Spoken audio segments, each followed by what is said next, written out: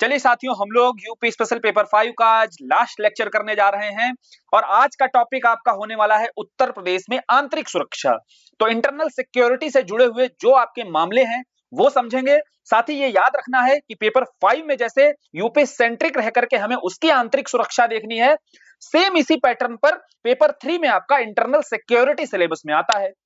तो टॉपिक्स वहां पर बहुत ज्यादा सेम है, बस यहां पर उत्तर प्रदेश सरकार के द्वारा कुछ कदम, कुछ इनिशिएटिव, कुछ ऐसे ऑपरेशन अगर चलाए जा रहे हैं तो उनकी चर्चा यहां पर कर देनी है, या कोई नियम कानून नीति अगर बनाई जा रही है तो उसको बतलाना होता है। बाकी चुनौतियां, समाधान का अप्रोच वही होता है जो केंद्र सरकार का है, वही राज्य सरकार का है। क्लियर है, समझ में आ गया? तो दो दो जगह पर ये काम आने वाला है टॉपिक, ठीक है, और एक ही लेक्चर में हम लोग कंप्लीट करेंगे। पहले देखते हैं कि जो यूनिट है हमारी, यूनिट नंबर 14 है, जिसमें आपका इंटरनल सिक्योरिटी के बारे में सारे टॉपिक्स दिए हुए हैं। और सिलेबस अगर नहीं है नजरों के सामने तो नहीं समझ में आएगा। सिलेबस हमेशा सामने लगाकर रखना है, पेपर 5 उठाकर देखना। सिलेबस का एक एक पॉइंट हम लोगों ने पूरा डिस्कस कर लिया है। आज ये लास्ट लेक्चर है, पूरी प्लेलिस्ट बनी हुई है, बढ़िया से जितनी बार चाहो उतनी बार रिवाइज करो। तो पेपर 1 कंप्लीट, पेपर 5 कंप्लीट, इसके बाद हम लोग पेपर 6 शुरू कर देंगे। बाकी आप लोग जैसा कमेंट सेक्शन में बताएंगे, ठीक है।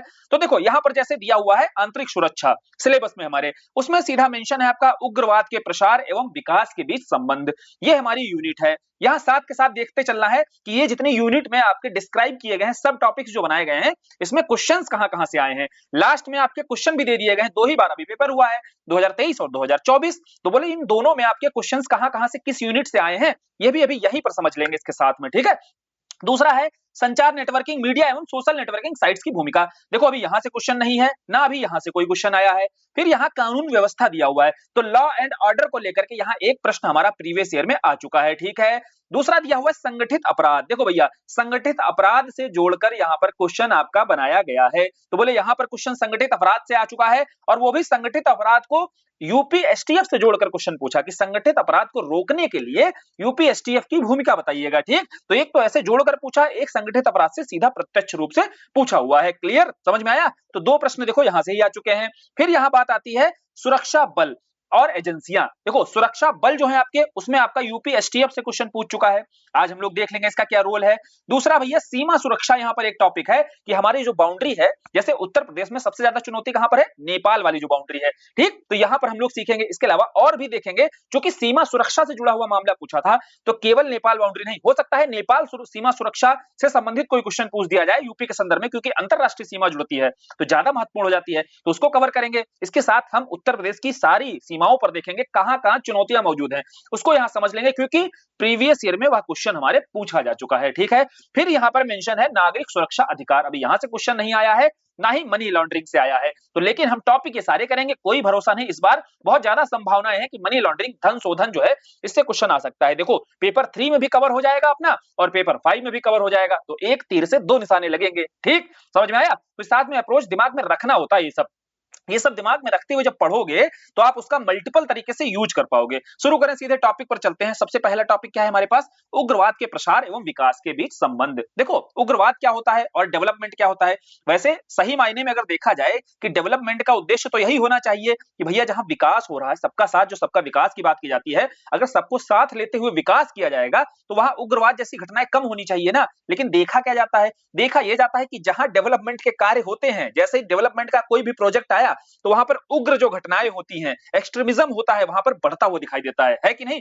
कैसे, जैसे मान लो झारखंड, छत्तीसगढ़ या उत्तर प्रदेश में यहां रहकर हमें समझना है उग्रवाद को, तो उत्तर प्रदेश में जो उग्रवादी घटनाएं हैं, जब उत्तर प्रदेश का मैप बनाओगे तो ये सोनभद्र और मिर्जापुर और चंदौली का जो क्षेत्र है, यहां पर आपका जैसे ही कोई डेवलपमेंटल कार्य होता है, क्योंकि यहां पर ट्राइबल कम्युनिटी ज्यादा है, दूसरा ये इसके नजदीक भी है, नक्सलवादी जो एरिया है इनके निकट भी ये क्षेत्र पाए जाते हैं, जिस कारण यहाँ विकास जैसे ही बढ़ेगा वैसे यहाँ उग्रवादी घटनाएं क्या होती हैं, बढ़ जाती हैं आपकी, ठीक है, समझे। जबकि होना क्या चाहिए, बोले होना चाहिए जहां विकास ज्यादा हो वहां उग्रवाद कम हो, व्युत्क्रमानुपाती संबंध होना चाहिए कि नहीं होना चाहिए, बोले हाँ भैया होना चाहिए। लेकिन ऐसा क्यों होता है, आओ एक एक करके समझते हैं, ठीक। कॉन्सेप्ट क्लियर हुआ। और उग्रवाद क्या होता है, बोले उग्रवाद अपने आप में एक आइडियोलॉजी होती है। आइडियोलॉजी क्या है, आइडियोलॉजी सीधी सीधी है, यहाँ पर रहने वाले लोग किसको निशाना बनाते हैं, राज सत्ता में बैठे हुए लोग, जो शासन में बैठे हुए हैं, क्योंकि वहां से नीतियां बन रही हैं, और नीतियां इंप्लीमेंट कौन करता है, बोले प्रशासनिक इकाइयां, तो जो कानून व्यवस्था होती है आपकी, तो उस कानून व्यवस्था को निशाना बनाया जाता है, क्योंकि उस कानून व्यवस्था के विरोधी होते हैं जिस व्यवस्था के तहत उनके संसाधन खोने का डर रहता है, उनका डिस्प्लेसमेंट होने का खतरा रहता है। ठीक है, कोई आपका धार्मिक सद्भाव हार्मनी बिगाड़ने की कोशिश अगर किसी नीति से की जा रही है, उनके आर्थिक संसाधन छीने जा रहे हैं, ठीक है, तो इन सब के चलते ही एक्सट्रीमिज्म का उदय होता है। क्लियर? तो इसीलिए हमेशा राजसत्ता को निशाना बनाया जाएगा और कानून व्यवस्था को निशाना बनाया जाता है। तो यही अपने आप में एक आइडियोलॉजी जो होती है वो क्या कहलाती है? उग्रवाद या एक्सट्रीमिज्म कहलाती है। ठीक है, कॉन्सेप्ट हो गया, साफ हो गया एकदम। इसके साथ आप इंट्रोडक्शन बना लोगे। अब थोड़ा सा आपको बता देना है कि देखो ये उग्रवादी जो घटनाएं होती हैं ये सारी अपने अपने ऑब्जेक्टिव लेकर बढ़ रही होती हैं। जैसे मान लीजिए कोई राजनीतिक उद्देश्य से अगर कोई आपको उग्रवादी घटना दिखाई दे रही है तो वहां राजनीतिक उग्रवाद दिखाई देगा।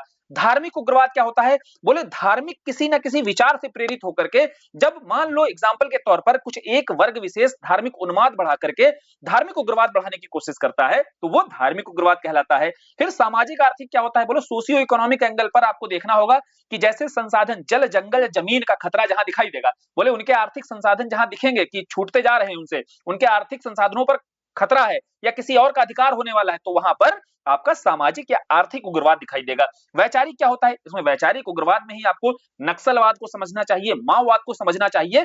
तो ये सारे उग्रवाद अपने आप में अलग अलग ऑब्जेक्टिव के साथ प्रेरित होते हैं।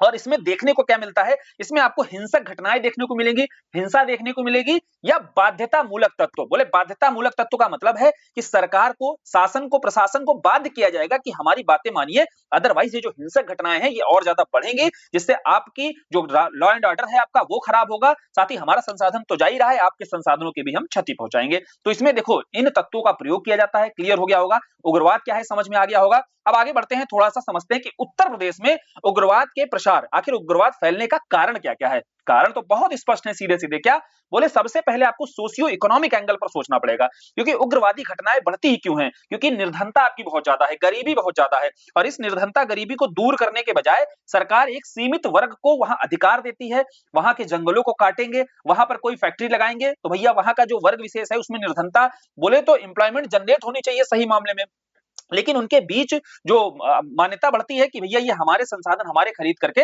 लाभ मुख्य रूप से ये कमाएंगे, हमें तो एक सीमित मात्रा मिलती है। ठीक है, इसके चलते ना तो निर्धनता दूर होती है, ना बेरोजगारी दूर होती है, साथ ही साथ सामाजिक जो सुरक्षा है, सोशल सिक्योरिटी का भी अभाव दिखाई देता है। क्योंकि आप समझिए जितनी माइन फैक्ट्रीज वगैरह होती हैं, माइनिंग जितनी फैक्ट्रीज हैं, वहां पर जितने लोग काम कर रहे हैं, कामगार कितने काम कर रहे हैं, उनको सुरक्षा कितनी सोशल सिक्योरिटी दी गई है। ठीक समझे? तो इनके जो जायज है, बहुत कारण बहुत जायज है, सरकार को यहां पर कार्य करना चाहिए कि डेवलपमेंट के जो कार्य हैं आखिर उनके कारण जो हैं वो बहुत जायज है सोचना कि क्यों भैया उग्रवादी घटनाएं बढ़ रही हैं।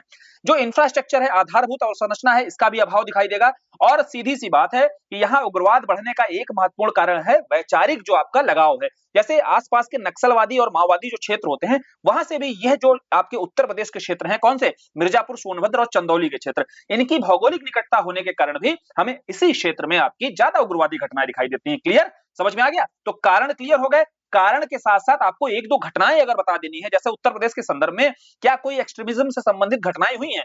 बोले क्षेत्र कौन से हैं? आपका सोनभद्र और मिर्जापुर चंदौली वाला क्षेत्र। तो सोनभद्र में आपका 2001 में जैसे खरदोई में एक पीएसी आपका बटालियन है, इस पर हमला किया जाता है। चंदौली में 2004 की घटना बतानी है जहां पर माइन ब्लास्ट करके 17 पीएसी जवानों को शहीद किया जाता है। ठीक है, वह पुलिसकर्मियों को। तो ये कुछ ऐसी घटनाएं हैं जो उग्रवाद से ही जुड़ी हुई हैं। इनको आप कोट करोगे, जब भी आंसर लिखना है उसमें एग्जाम्पल देकर के इन घटनाओं को कोट करना है, ताकि आप उग्रवाद पर कोई क्वेश्चन लिख रहे हो पेपर 3 में और यूपी स्पेशल पेपर 5 में अगर उग्रवाद पर क्वेश्चन लिख रहे हो तो आपके पास उदाहरण कौन से होने चाहिए? उत्तर प्रदेश की घटनाओं से जुड़े हुए उदाहरण होने चाहिए। स्पष्ट एकदम? आगे बढ़े, आगे बढ़ते हैं तो अब मेन काम यहां पर आता है उठाए गए कदम, सुझाव। देखो अपने आप को अधिकारी समझो यहां पर। अब अधिकारी रहते हुए आपकी पोस्टिंग हो जाती है सोनभद्र, मिर्जापुर, चंदौली जैसी जगहों पर। एक्सट्रीमिज्म की घटनाएं बहुत ज्यादा बढ़ रही थी। अब आपसे पूछा गया कैसे आप बताइए इनको सुधारेंगे, क्योंकि वास्तविक रूप में आप कहां गए हैं? बोले नीति निर्माता से लेकर के नीति क्रियान्वयन तक की पूरी आपकी जिम्मेदारी दी गई है यहाँ पर, है ना? तो बोले देखो नीति निर्माण के स्तर पर या नीति क्रियान्वयन के स्तर पर पहले हम देखेंगे कि इस क्षेत्र में जहां घटनाएं हो रही हैं, यहाँ पहले तुरंत क्या करने की जरूरत है ना? जो अप्रोच होना चाहिए, यही होना चाहिए ना कि यहाँ पर हम पहले तुरंत के तुरंत कौन से कदम ऐसे उठा सकते हैं। फिर देखेंगे तुरंत हमने मान लीजिए रोक लगा दिया, कुछ ऐसे कदम उठाए जिससे तुरंत घटनाएं रुक गई। लेकिन आपका अप्रोच तो किसी भी समस्या को हल करने का क्या होना चाहिए? केवल वही 1 घंटे के अंदर समस्याएं नहीं खत्म करनी है, बल्कि आगे लंबे समय में भी कोई भी इस तरीके की घटना ना हो। ठीक है, ये होता है प्रशासनिक माइंडसेट। तो इसी माइंडसेट के साथ आपको सुझाव देने हैं या कदम उठाने हैं क्या, और ये याद रखना है, ठीक। पहले क्या है, जब अल्पकालिक अप्रोच अपनाना है तो उसमें देखना है कोई कानून है क्या, कोई संस्था है, तो कार्रवाई के लिए क्या कदम तुरंत उठ सकते हैं, तो आपने वो उठा लिए, वो होते हैं आपके अल्पकालिक कदम। लेकिन दीर्घकालिक कदम वो होते हैं जहां पर आप कोई विकासात्मक रणनीति अपनाते हैं, मतलब जो स्ट्रेटजी होगी वो डेवलपमेंट को केंद्र में रखते हुए होगी। और जब आप डेवलपमेंट पर ध्यान दोगे उस क्षेत्र के, सीधी सी बात है, डेवलपमेंट का मतलब क्या है, जो मूलभूत चुनौती है जैसे गरीबी, शिक्षा, स्वास्थ्य, उनके सामने प्रमुख मुद्दा है, ठीक। आर्थिक संसाधन, आर्थिक जो चुनौतियां हैं, तो इन पर कार्य कैसे होगा, बोले देखो शैक्षणिक सुविधा उपलब्ध कराओ, आर्थिक सुविधा उनको उपलब्ध कराओ, स्वास्थ्य के जो चैलेंज है वो उपलब्ध कराओ, ठीक। कोई अभियान है, जन जागरूकता अभियान, उसके बारे में लोगों को बताओ, ठीक। तो इस संदर्भ में आपको प्रयास करने हैं ताकि आप क्या है, एक मानसिकता को बदल सको, सत्ता के विरुद्ध, कानून व्यवस्था के विरुद्ध जो लोगों की मानसिकता है उसमें बदलाव कर सको, ठीक है। तो आप उनको जब एम्पावर कर दोगे, चाहे आप एजुकेशनल तरीके से, आप चाहे सोशली एम्पावर कर दो, चाहे इकोनॉमिक तरीके से एम्पावर कर दोगे, तभी इस उग्रवाद जैसी जो घटनाएं हैं इन पर रोक लगेगी और इस समस्या से निजात पाया जा सकता है, ठीक। समझ में आ गया पूरा अप्रोच डेवलप। और इसी अप्रोच के साथ में अपना आंसर लिखना है, सुझाव बताने हैं, कुछ अलग थोड़ी ना लिखना है। देखो भैया, अल्पकालिक जब उपाय बताओ तो उसमें बताओ कि UAPA unlawful activity of prevention act जो आया है 1967 का, इसमें संशोधन भी किया गया है। तो इसके माध्यम से आप उग्रवादी जितने संगठन हैं, आप तुरंत उन पर प्रतिबंध लगाओ, क्योंकि भैया ये संगठन क्या करते हैं, पोषित करने का काम करते हैं, उस आइडियोलॉजी का पोषण कर रहे हैं, ठीक है, दे रहे हैं, लोगों को गुमराह करने का काम करते हैं। बोले सबसे पहले तो हम इन संगठनों पर कार्रवाई करेंगे, ठीक। इन संगठन पर कार्रवाई की, एनआईए के द्वारा कार्रवाई की गई, जो नेशनल आपकी इंटेलिजेंस एजेंसी है, या फिर आपकी जो वहां बटालियन है, जैसे सीआरपीएफ और सीआईएसएफ की बटालियन वहां पर तैनात रहती है, इसको तैनात कर दिया आपने, इसके माध्यम से कार्रवाई की। ये हो गए अल्पकालिक उपाय। तो इसके माध्यम से आप परमानेंट तो सोल्यूशन ढूंढ नहीं सकते हो, बोले परमानेंट सोल्यूशन के लिए दीर्घकालिक आपको उपाय करने पड़ेंगे। इसमें उत्तर प्रदेश सरकार की विकासात्मक रणनीति अपनाइए, शैक्षणिक सुविधा उपलब्ध कराओ, जैसे वहां पर ट्राइबल कम्युनिटी है, सरकार यहां पर एकलव्य मॉडल आवासीय स्कूल लेकर आ रही है, ठीक है, ये स्कीम लेकर आई, इसको लागू कर दो आप। स्वास्थ्य संबंधी आप स्कीम्स लागू करो, ठीक। सरकार जो आपका आयुष्मान भारत के तहत जो सुविधाएं मुहैया करा रही है, उससे यहां पर कनेक्ट करो इन्हें, ठीक है, क्लियर है। कौशल विकास केंद्र, जैसे स्किल करने की जरूरत है यहां पर, जो भी जनजाति वर्ग है, मान लीजिए हमने देखा एक एग्जांपल भी देखे बहुत सारे कि ऐसे ऐसे कार्य कर रहे हो लेकिन मुख्य धारा से जुड़े हुए नहीं है, तो प्रशासनिक वर्ग क्या करता है, प्रशासनिक वर्ग चाहे तो उन्हें मार्केट से जोड़े, ताकि उनके द्वारा जितना भी स्किल वर्क किया जा रहा है, जैसे एक हमने उदाहरण देखा था, एक डलिया बनाया जा रहा था एक जनजाति वर्ग के द्वारा, अब उसको कीमत 40-50 रुपए मिल रही थी, लेकिन वहां प्रशासनिक एक प्रशासक जाते हैं और जाकर के क्या करते हैं, उनकी उसी डलिया को मार्केट से जोड़ देते हैं, उसकी कीमत 300 से 400 हो जाती है, ठीक। इसको इस पर शॉर्ट भी हम लोगों ने कवर किया है। तो इस तरीके के कार्य करने से देखो, कौशल विकास केंद्र के रूप में स्थापित किया, लोगों को जानकारी दी और कुशल बनाया उनके कार्यों को, तो उन्हें बेहतर इनकम मिलेगी, आर्थिक सशक्तिकरण कर दिया, तो आर्थिक सशक्तिकरण करते ही समाज में भी वो सशक्त हो जाएंगे, ठीक है। ये होता है आपका दीर्घकालिक उपाय, तभी आप पूरी तरीके से परमानेंट सॉल्यूशन ढूंढ सकते हो। फिर है संचार सुविधा। देखो भैया, संचार सुविधा का मतलब क्या है, कनेक्टिविटी बहुत जरूरी है। सबके हाथों में मोबाइल दे दो, मोबाइल दे दोगे तो सीधी सी बात है कि अपना जो माइंड है वो आप कहां पर लगाएंगे, वो इन एक्सट्रीमिज्म जैसी घटनाओं पर ना लगा करके, देखो बहुत हद तक अगर आप बढ़िया इंटरनेट दे दो, अच्छे से मोबाइल दे दो और अच्छे से और कार्य दे दो करने के लिए, तो आप इन संचार सुविधाओं के माध्यम से भी इस पर रोक लगा सकते हो। जो ग्राम पंचायतें हैं वहां पर मौजूद हैं, उनको सशक्त कर दो। वित्तीय सुविधाएं देखो उपलब्ध कराओ, वित्तीय सुविधाओं में जैसे ग्राम पंचायतें हैं, इनको वित्तीय समावेशित करने की जरूरत है, ठीक है, यहां तक वित्त फैलाओ, ठीक। जो आपका वैश्विक निवेश सम्मेलन के तहत आपको लोन मिला हुआ है, इस लोन को आपको कहां पहुंचाना है, इन नक्सल प्रभावित क्षेत्रों में पहुंचाना है। तो इन नक्सल प्रभावित क्षेत्रों के लिए लोन मिला हुआ है, बस आपको यहां क्या दिखानी पड़ेगी, प्रशासनिक जवाबदेहिता दिखानी पड़ेगी, साथ ही राजनीतिक इच्छा शक्ति दिखानी पड़ेगी, तभी आप मिले हुए निवेश को इन क्षेत्रों में लागू कर पाओगे। इन क्षेत्रों में आप क्या कर पाओगे, आप कुछ ना कुछ अवसंरचनात्मक कार्य कर पाओगे, तभी यहां सुधार हो सकता है, ठीक है। तो वित्तीय सुविधाएं उपलब्ध कराओ, इंफ्रास्ट्रक्चर का डेवलप करो, और इंफ्रास्ट्रक्चर को डेवलप करने के संदर्भ में उदाहरण के तौर पर जैसे सोनभद्र में ओबराडीह ताप विद्युत परियोजना बनाई गई है। अब ये आपकी जो विद्युत परियोजना है, इसके माध्यम से इन क्षेत्रों में इलेक्ट्रिसिटी आप क्या कर सकते हो, आसानी से उपलब्ध करा सकते हो, ठीक है, समझे। साथ ही साथ और क्या बताना है इंफ्रास्ट्रक्चर के लेवल पर, जैसे पूर्वांचल का क्षेत्र है या बुंदेलखंड का क्षेत्र है, यहां पर एक्सप्रेस वे का जो निर्माण कराया गया है, इससे आपकी क्या है, कनेक्टिविटी को बेहतर किया जाएगा। तो आपको ये समझाना है, ठीक है, समझ में आया। तो ये सारे जो सरकार के, उत्तर प्रदेश सरकार के प्रयास हैं उग्रवादी घटनाओं को कंट्रोल करने के लिए तो है, नियंत्रण लगाने के लिए। अब इसी का एक पार्ट है धार्मिक उग्रवाद। बोला ना, जब धार्मिक उद्देश्य से आपकी इस विचारधारा को प्रसारित किया जाता है तो आपका धार्मिक उग्रवाद कहलाता है। इसमें अल्पसंख्यक और बहुसंख्यक समुदाय के बीच मतभेद के मुद्दे उभरते हैं बहुत ज्यादा, ठीक है। जो अल्पसंख्यक वर्ग है और बहुसंख्यक वर्ग है, इसके बीच में जब मतभेद बहुत ज्यादा बढ़ जाता है और उसमें धर्म को ढाल बनाया जाता है, और दोनों ही तरफ के वर्ग विशेष के कुछ लोग, मुट्ठी भर लोग होते हैं, जो एक वर्ग को बहकाने का, या फिर कुछ भी कह लो, बहका करके एक दूसरे के समक्ष सामने खड़ा कर देते हैं, जिससे धार्मिक आपका उग्रवाद वहां पर दिखाई देता है। यह उत्तर प्रदेश में बहुत ज्यादा बढ़ रहा है, जिसमें इस्लामिक जिहाद को बहुत बढ़ावा दिया जा रहा है। ठीक है, वर्तमान समय में आप इसको कोट कर सकते हो कि उत्तर प्रदेश में इस्लामिक जिहाद को बहुत अधिक बढ़ावा दिया जा रहा है। ठीक, अब इसके कारक कौन से हैं? देखो, कारण क्या है? ये कोई कारक नहीं, 70 धारा 370 जो हटाई गई थी, इसको लेकर के आपको ये नहीं बताना है कि गलत है, कुछ भी इस पर इंटरप्रिटेट नहीं करना है, बल्कि यह बताना है कि देखो इन कारणों से कैसे अल्पसंख्यक वर्गों को फिर इसके बाद बहलाने बसलाने का कार्य किया गया। उसके बाद ही ये धार्मिक जो उग्रवाद है, इस घटनाएं बहुत बढ़ गई।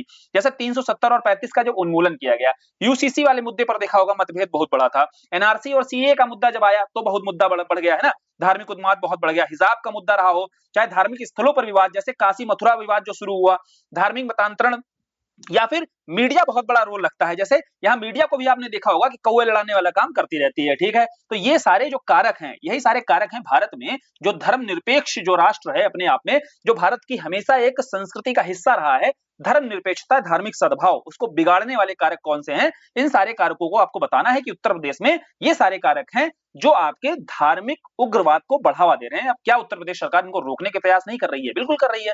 देखो, ये जो संस्थाएं हैं, इन संस्थाओं के माध्यम से जो ऐसे संगठन हैं इन गतिविधियों में लिप्त पाए जा रहे हैं, उन पर कार्रवाई की जा रही है। ठीक, तो ये देखो अल्पकालिक उपाय आपने बताए। फिर जितने संगठन ऐसे हैं, परोपकारी संगठन हैं, जो इसके नाम पर, धार्मिक शिक्षा देने के नाम पर क्या कर रहे हैं? वहां पर धार्मिक उग्रवाद या कट्टरता फैलाने का काम कर रहे हैं। इसमें कुछ मदरसों का भी नाम लिया जाता है। अब उसके आधुनिकीकरण की बात की जा रही है। ठीक है, सारे मदरसे नहीं, कुछ मदरसों में ये घटनाएं हो रही है। तो ऐसे परोपकारी संगठनों पर भी मॉनिटरिंग करने का कार्य किया जा रहा है वर्तमान सरकार के द्वारा।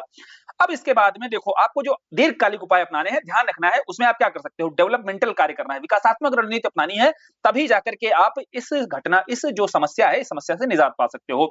उसमें आपको बतलाना है, जैसे आकांक्षी जिला कार्यक्रम है, जो पिछड़े बहुत ज्यादा जिले हैं, उनको आपका क्या करना है? बेहतर से बेहतर इंफ्रा डेवलप करना है वहां पर, या वहां पर लोगों के सोशियो इकोनॉमिक डेवलपमेंट पर कार्य करना है। तो आकांक्षी जिला विकास हो गया, one district one project scheme सरकार की, कई शैक्षणिक योजनाएं हैं, स्कॉलरशिप प्रोग्राम है। उदाहरण के तौर पर धार्मिक उन्माद से देखो सबसे ज्यादा पीड़ित कौन है?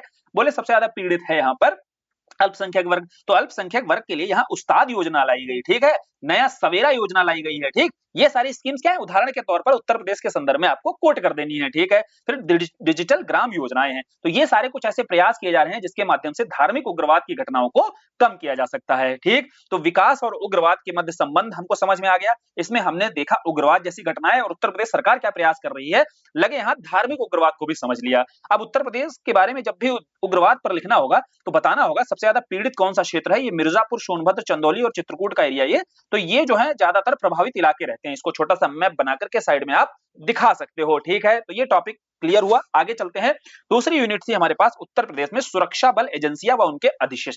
देखो, सुरक्षा बलों पर यहाँ क्वेश्चन कौन सा बनाया गया है? हमने देखा प्रीवियस ईयर में क्वेश्चन आया है, लास्ट में भी दिख जाएगा। ठीक, यही साथ के साथ सुनते चलोगे तो पूरा टॉपिक क्लियर हो जाएगा। साइबर जो आप समझ लो कि इंटरनल सिक्योरिटी पर फिर यहाँ से दिक्कत नहीं आने वाली है। जैसे यहाँ यूपीएसटीएफ पर प्रश्न आया, लेकिन डायरेक्ट नहीं पूछा लेकिन रोल ही है। कैसे पूछा है कि संगठित अपराध को रोकने के लिए Uttar Pradesh special task force की भूमिका बताइए। पूछ दिया भूमिका पर, तो भूमिका आप कब बता सकते हो? किसी भी इंसान की भूमिका आपके जीवन में कैसे तय होती है? उसके कार्यों से। ठीक है, अब उसके कार्य अगर आपको पता होंगे तो आप इसका रोल बहुत आसानी से बता सकते हो। अब जैसे ये स्पेशल टास्क फोर्स है, इसके कार्य कैसे आपको पता होंगे? ठीक, समझने की कोशिश करना। इसके कार्य तब पता होंगे जब ये मालूम हो कि भैया ये किस लिए आती है। ठीक, और अगर कार्य इसके तभी डिसाइड कैसे किए जाएंगे? इसके कार्य वहां मौजूद, जिस क्षेत्र के लिए इसका निर्माण किया गया, गठन किया गया, वहां मौजूद चुनौतियां अगर पता होंगी, चुनौतियां अगर पता चल गई तो इसके जो कार्य हैं वो डिफाइन हो जाएंगे और वही कार्य होंगे उसकी भूमिका। बोले जो तुम्हारे कार्य हैं वही तुम्हारा रोल है। क्लियर, समझ में आया? अब लिखने में कठिनाई होगी?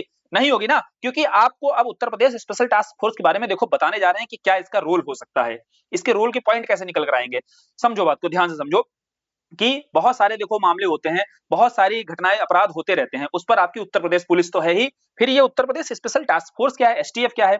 ऐसे कई हाई प्रोफाइल केसेस हो जाते हैं जहां पर जनता बहुत ज्यादा कभी-कभी दबाव बना देती है कि सरकार और पुलिस, मतलब जो पुलिस व्यवस्था है, इसके बस की बात नहीं रही, इसके हाथ में अब चीजें नहीं रही हैं। ठीक है, या जैसे उदाहरण के तौर पर कुछ बहुत हाई प्रोफाइल मामला होता है, ठीक है, जिसको आपको प्रमुख रूप से, जहां न्यूट्रल नहीं रह सकती है पुलिस, बोले अगर ये इतना हाई प्रोफाइल मामला है, खरी लिए जाएंगे सब, तो बहुत जरूरी है एक न्यूट्रल ऐसा संगठन बनाओ। ऐसे मामलों में ही, जैसे उदाहरण के तौर पर अपना जब लोक सेवा आयोग का पेपर लीक हुआ था तो सभी छात्रों ने मांग क्या की थी कि उत्तर प्रदेश एसटीएफ की मांग की गई कि एसटीएफ से आप जांच बिठाइए, यहां जो भी जांच की जाएगी ये सब खरीद लिए जाएंगे, ठीक है। तो इस संदर्भ में आपका ये यूपी एसटीएफ कार्य करता है। होता ये देखो यूपी पुलिस की एक यूनिट है, लेकिन ये आपका किन क्षेत्रों के लिए आपकी गठित की जाती है, क्लियर हो गया। तो अब आपको समझ में आ गया होगा कि एक सरकारी आदेश के पश्चात सरकार का आदेश आता है कि भैया यूपी एसटीएफ का गठन किया जाएगा, और ये मामला इससे जुड़ा हुआ जो पेपर लीक से जैसे जुड़ा हुआ मामला है वो कौन देखेगा, यूपी एसटीएफ देखेगी, ठीक, क्लियर, एकदम स्पष्ट। अब इसका रोल बताओ। अब रोल बताने में कठिनाई होगी, एसटीएफ की भूमिका बहुत आराम से बता दोगे क्या। इसके पीछे जितना माफिया गैंग कार्य कर रहा होगा उसकी पूरी जानकारी और उस पर कार्रवाई करने का काम, और पकड़े भी गए, धरपकड़ किए जाते हैं, रोज देखा होगा आपने, इतने माफिया गैंग जो है इनको गिरफ्तार किया, उठा लिया एसटीएफ ने, है ना, इतने पेपर पकड़े गए, है ना, लीक करने की कोशिश कर रहे थे, ये पूरा गिरोह पकड़ा गया। ये काम किसका हो जाएगा, बोले एसटीएफ का। अब भूमिका लिखने में कठिनाई नहीं, क्योंकि हमने समझ लिया कि एसटीएफ आया क्यों है। फिर जो आपका संगठित अपराध है, देखो ये जितने क्राइम किए जाते हैं, उदाहरण के तौर पर कोई भी हाई प्रोफाइल मामला होगा, अनऑर्गेनाइज तरीके से हो नहीं रहा होगा, पूरा का पूरा एक बहुत संगठित तरीके से, ऑर्गेनाइज तरीके से क्राइम किया जा रहा होगा। तो इसके जो अपराधी होते हैं, इन अपराधियों के विरुद्ध कार्रवाई करने का अधिकार भी किसको दिया जाएगा, बोले एसटीएफ। कौन, बोले क्या रोल है, बोले ये जो बहुत संगठित तरीके से अपराध कर रहे हैं ना, बहुत सिस्टम से, बोलते हैं ना, बहुत सिस्टम से क्राइम करते हैं, तो इनके विरुद्ध भी कार्रवाई कौन करेगा, एसटीएफ करेगा, ठीक है। उसके बाद में विध्वंसकारी तत्व, विशेषकर जैसे आईएसआई एजेंट है, इनके विरुद्ध भी कार्रवाई की जाती है। पहले देखो इनके विरुद्ध कार्रवाई की जाती थी, लेकिन जब से यूपी एटीएस आ गया, तो यूपी एटीएस आने के बाद में जितने आईएसआई एजेंट हैं या आतंकी जितनी गतिविधियां हैं, उन आतंकी गतिविधियों के लिए यूपी एटीएस का कार्य हो गया, ठीक है। वहां पर रोल में ये प्रमुख रूप से फोकस करना है यूपी एटीएस के लिए, ठीक। फिर जिला पुलिस के साथ में हमने पहले ही समझ लिया कि उसकी प्रमुख यूनिट के रूप में कार्य करती है, तो उसके साथ ये समन्वय के साथ कार्य करती है, क्लियर। तो अब आपको बताओ एसटीएफ की रोल, एसटीएफ की भूमिका बताने में कठिनाई होगी, नहीं होगी। अब एसटीएफ से जुड़े हुए अगर कोई आपके पास में, समझो जैसे कोई अगर आपके पास ऑपरेशन वगैरह है, उदाहरण के तौर पर एसटीएफ जैसे नकल गिरोह पर कार्रवाई की इसने, जो आपका कुख्यात गिरोह है इनका भांडाफोड़ करती रहती है, अतीक अहमद, मुख्तार अंसारी जैसे माफियाओं पर इसने शिकंजा कसा है, ठीक है। साथ ही साथ आपको जैसे कई सारे ऑपरेशन कवच हैं, ठीक, ऑपरेशन कवच की यहाँ पर चर्चा कर देनी है। ऑपरेशन ऑक्टोपस चलाया गया उत्तर प्रदेश के द्वारा, तो यहाँ पर आपको चर्चा ऑपरेशन ऑक्टोपस की कर देनी है। तो ये सारे जो ऑपरेशन है ना, इनको उदाहरण के तौर पर आप प्रयोग कर सकते हो, इनको बताओ आप कार्रवाई के दौरान, तो आप उसका रोल बहुत अच्छे से बता सकते हो, ठीक, यूपी एटीएस का, सॉरी यूपी एसटीएफ का। और यूपी एसटीएफ की सहयोगी संगठन आपके एनआईए, एटीएस, एडी, आईबी या राज्य पुलिस इनके साथ समन्वय के साथ कार्य करती है, ठीक। तो ये हो गई आपकी यूपी एसटीएफ, इसका रोल। अब रोल लिखना बहुत आसान, ठीक। अब आते हैं यूपी एटीएस। एटीएस क्या है, बोले एंटी टेरर स्क्वाड। ये क्या काम करता है, कोई भी आतंकी संगठन है, जैसे आतंकी कोई गतिविधियां हुई, अब उन आतंकी गतिविधियों की जांच करना, पता करना है। जैसे आतंकी गतिविधि अगर होती है तो कैसे जांच करेगी, ऐसे सामान्य तरीके से कॉमन सेंस से सोचकर बताओ। जैसे भैया कहीं पर अगर मान लीजिए सस्पेंस हुआ, पहले क्या होगा, आतंकी घटना के पहले क्या हो रहा है ना, एक तो पूर्व, एक आपका ड्यूरिंग, मतलब जब आतंकी घटना कहीं पर हो गई तब यूपी एटीएस क्या कर रहा है, फिर आतंकी घटना होने के बाद अभी एटीएस क्या करेगा। अगर इसका कार्य आपको बतलाना पड़ेगा तो आपको सबसे पहले तो सतर्क कहां पर करना है, आतंकी घटना कहीं होनी है उसके बारे में संदर्भ में जो संदिग्ध गतिविधियां पाई जा रही, मतलब कहीं पर संदेह के आधार पर पहले कार्रवाई की जाती है। अक्सर देखा होगा कई बार बहुत बड़े बड़े रैकेट गिरोह पकड़े जाते हैं, ठीक है, आतंकवादियों का दल जस्ता जो है पकड़ा जाता है, क्यों, क्योंकि संदिग्ध के आधार पर यहाँ कार्रवाई की जाती है एटीएस के द्वारा। फिर कहीं पर घटना हो जाती है तो उस दौरान भी एटीएस के द्वारा कार्रवाई की जाती है, और फिर घटना होने के बाद भी कार्रवाई की जाती है, ठीक है। तो इस 3 डायमेंशन पर आप एटीएस की भूमिका बताने की कोशिश करनी है आपको, क्लियर। और ये एटीएस आया कब था, आपको मालूम होगा, जब मुंबई अटैक होता है, तो मुंबई अटैक के बाद में हमारे पास जो इंटेलिजेंस स्तर पर जो कमी देखी गई, तो उस इंटेलिजेंस स्तर पर कमी को दूर करने के लिए एनआईए का गठन किया गया, ठीक है। अब इसके बाद एनआईए भी लिखा हुआ है, लेकिन इसको यही साथ समझ लो तो एनआईए पढ़ने में कठिनाई नहीं आएगी। तो जब एनआईए का गठन किया गया तो वैसे ही बोला गया अगर उत्तर प्रदेश में ऐसी कोई घटना ना हो, इससे बचने के लिए यूपी एटीएस का गठन किया गया, ठीक है, समझ में आया। तो यूपी एटीएस का जब गठन किया जाता है, इसके तहत ही आपके सारे अधिकारियों की नियुक्ति होती है, और वह कार्य क्या करते हैं, वही उनकी भूमिका है। कार्य सीधा है कि आतंकी जो हमले हैं इनसे निपटना, आतंकवादियों से निपटने का काम, या जो संदिग्ध आतंकवादी हैं इनको गिरफ्तार करने का काम। बोले ना कि या तो पूर्व में, ड्यूरिंग, आफ्टर, तीनों अप्रोच के साथ में आपको बताना है कि जो भी कार्रवाई की जाएगी यूपी एटीएस के द्वारा, उसी आधार पर उसका रोल समझ लेना है, आपको बता देना है। यहाँ टेरर जो फंडिंग नेटवर्क है इसको निशाना बनाया जाता है, उसको खत्म किया जाएगा। इस्लामिक जो जिहाद बढ़ रहा है इसको कंट्रोल किया जाएगा, उसके विरुद्ध कार्रवाई होगी। संगठित अपराध के देखो ये जितने भी आपके क्राइम होंगे, चाहे क्रिमिनल एक्टिविटी हो रही है, चाहे आपका ऊपर हमने एसटीएफ के तहत देखा कोई कार्रवाई की जा रही है, तो ये सारे के सारे बहुत ऑर्गेनाइज तरीके से अपराध होते हैं। तो संगठित अपराध के विरुद्ध तो कार्रवाई की ही जाएगी। और संगठित अपराध अभी हम लोग आगे देख लेंगे क्या होता है। वैसे समझो कि जैसे कोई भी ट्रैफिकिंग का मामला है, ह्यूमन ट्रैफिकिंग है, आर्म ट्रैफिकिंग है, ठीक है, तो ये ड्रग ट्रैफिकिंग है, ये सारे कार्य जो किए जा रहे हैं, ये सब आपके ऑर्गेनाइज क्राइम के तहत किए जाते हैं, संगठित अपराध के तहत किए जाते हैं, ठीक है। इनके विरुद्ध जो कार्रवाई होती है वो यूपी, एटीएस, एसटीएफ इनके तहत की जाती है। फिर राज्य सरकारों के खिलाफ जो भी जासूसी नेटवर्क होता है उसके विरुद्ध कार्रवाई की जाती है। जैसे बहुत सारे जो स्लीपर सेल्स होते हैं ये एक्टिव होते हैं उत्तर प्रदेश के क्षेत्र में, तो इनके विरुद्ध कार्रवाई का कार्य कौन करता है? यूपी एटीएस करता है। क्लियर? तो यूपी एसटीएफ की भूमिका तैयार हो गई, यूपी एटीएस की भूमिका क्लियर हो गई। जैसे उत्तर प्रदेश एटीएस के द्वारा 8 संदिग्ध जो है आपके अलकायदा व उनके सहयोगी संगठन से लिंक रखने वाले, इनको गिरफ्तार किया गया था। ये देखो हमने तुरंत कोट कर दिया। कोई भी अगर ऐसा आपके पास उदाहरण आता है तो आप तुरंत उसको कोट कर सकते हैं। अब आते हैं एनआईए के बारे में। देखो नेशनल जो आपकी इन्वेस्टिगेशन एजेंसी है एनआईए, इसका भी गठन कब हुआ? इसका भी गठन हमने देखा 2008 में एनआईए एक्ट आता है। मुंबई हमले से सीख लेते हुए इसका गठन किया जाता है। कार्य क्या रहेंगे? स्वाभाविक से कार्य वही हैं। सीधी सी बात है, जो एनआईए के कार्य हैं वही एटीएस के कार्य हैं। तो इन कार्यों को चाहे याद कर लो, और याद क्या करना है समझ ही लो। जैसे आतंकी हमला हुआ उसकी जांच करनी है, या पहले संदिग्ध है उसके विरुद्ध कार्रवाई करनी है, और संदिग्धों पर चार्जशीट लगानी है, ठीक है। और आतंकियों के विरुद्ध भी मुकदमे चलाने का कार्य दायित्व किसको दिया गया है? एनआईए को दिया गया है। साथ ही साथ एनआईए के तहत तब विशेष अदालत बनेगी जिसके जरिए इन्हें दंडित किया जा सकता है, क्योंकि आतंकवादियों के मन में जब तक खौफ नहीं रहेगा कि उनको दंडित करके उन्हें फांसी नहीं दी जाती, तब तो कहेंगे ठीक है करेंगे आतंकी हमला। भारत में क्या होता है, पकड़ भी लिए जाएंगे तो जेल में डाल दिए जाएंगे, मारे नहीं जाएंगे। तो इसलिए एनआईए की विशेष अदालत के जरिए इनको पनिश किया जाएगा, जिसमें आपने देखा होगा कसाब को मृत्युदंड भी दिया गया, ठीक है, समझे। तो अब एनआईए में संशोधन होता है, उसके बाद में समझिए कि एनआईए के तहत आपका संगठित अपराध के विरुद्ध वही बहुत कॉमन जनरल पॉइंट कि साइबर अपराध, संगठित अपराध, मानव जो ह्यूमन ट्रैफिकिंग है इसको रोकना है, फेक करेंसी के विरुद्ध कार्रवाई करनी है, साथ ही जो विस्फोटक के क्रय विक्रय से जुड़े हुए जितने मामले हैं उन पर कार्रवाई का कार्य भी इसी के द्वारा किया जाता है, ठीक है। और विदेशों के द्वारा जो स्पॉन्सर किया जाता है उस पर भी जांच की जाती है, ठीक, क्लियर। तो ये है आपका एनआईए के द्वारा जो कार्य किए जाते हैं, भूमिका है जो उनके द्वारा कार्रवाई की जाती है। दूसरी बात है कि उत्तर प्रदेश के संदर्भ में अगर कोई घटनाएं हो रही हैं, जैसे बरेली में गजवा ए हिंद जैसा कॉन्सेप्ट चल रहा था, ठीक है, तो इस पर कार्रवाई की जाती है। तो उत्तर प्रदेश के बरेली डिस्ट्रिक्ट में गजवा ए हिंद के विरुद्ध कार्रवाई की गई। उत्तर प्रदेश में ओपी ध्वस्त जो आपकी ट्रैफिकिंग हो रही थी, इस ट्रैफिकिंग पर कार्रवाई की जाती है ओपी ध्वस्त के, ऑपरेशन ध्वस्त के माध्यम से। साथ ही ऑपरेशन हमने कवच भी देख लिया है। अब ऑपरेशन ऑक्टोपस क्या है? बोले पीएफआई, जो आपका पॉपुलर फ्रंट ऑफ इंडिया है आपका, ठीक है, पीपल फ्रंट ऑफ इंडिया, तो इसके विरुद्ध जो कार्रवाई की गई है उसे बोला गया ऑपरेशन ऑक्टोपस। तो कुछ ऑपरेशन उत्तर प्रदेश के संदर्भ में आपके पास आ चुके हैं, इनको जरूर रखना है अपने पास, कोट करना है जब भी लिखना है कार्रवाई के दौरान। जैसे ऑपरेशन ऑक्टोपस जरूर बताना है, ऑपरेशन ध्वस्त जरूर चर्चा करनी है, या ऑपरेशन आपका कौन सा बताया था पीछे, ये ऑपरेशन आप लोग बताओ। चलो अच्छा, 3 ऑपरेशनों की चर्चा की है हम लोगों ने, उनकी चर्चा जरूर होनी चाहिए और कोशिश करना है। और जितने आपको ऐसे लेटेस्ट जैसे करंट्स में कोई न्यूज आई और न्यूज से संदर्भ में आपको दिखा कोई हेडलाइन बनी हुई है, उस हेडलाइन को यहाँ पर आपने क्या कर लिया, तुरंत नोट डाउन कर लिया, ठीक है। तो ऐसे वैल्यू एड करते चलना है चीजें। अब अगला है देखो सीमा सशस्त्र बल, सशस्त्र सीमा बल, एसएसबी, ये क्या है भैया, इसको समझने से पहले थोड़ा सा आ जाओ जान लेते हैं। देखो आपकी जो एक तो मिलिट्री है, एक पैरा मिलिट्री है। मिलिट्री तो आपको पता ही है, आर्मी वगैरह जो होती है ना, आर्मी, एयरफोर्स, नेवी, तो ये तो हो गया, चलो मिलिट्री की बात अलग हो गई। हम बात कर रहे हैं यहाँ पर पैरा मिलिट्री फोर्स की। एक रिजर्व फोर्स होती है। देखो पैरा मिलिट्री फोर्स में भी आपकी यूनिट 3 तरीके से डिवाइड की जाती है। एक तो आपकी होती है जो आपकी बाउंड्री वगैरह पर, सीमाओं पर लगी होती है। जैसे भारत की सीमा जो हमें नजर आई, तो इसमें एक तो आपकी जम्मू कश्मीर और लद्दाख वाली सीमा है ना, एक जम्मू कश्मीर की सीमा है, एक ये तिब्बत वाली जो सीमा है, उसके बाद एक नेपाल की सीमा है, और फिर एक ये आपकी इधर साइड की भैया जो म्यांमार वाली सीमा है, ठीक। ये मोटी मोटी सीमाएं हैं, बोले हाँ है।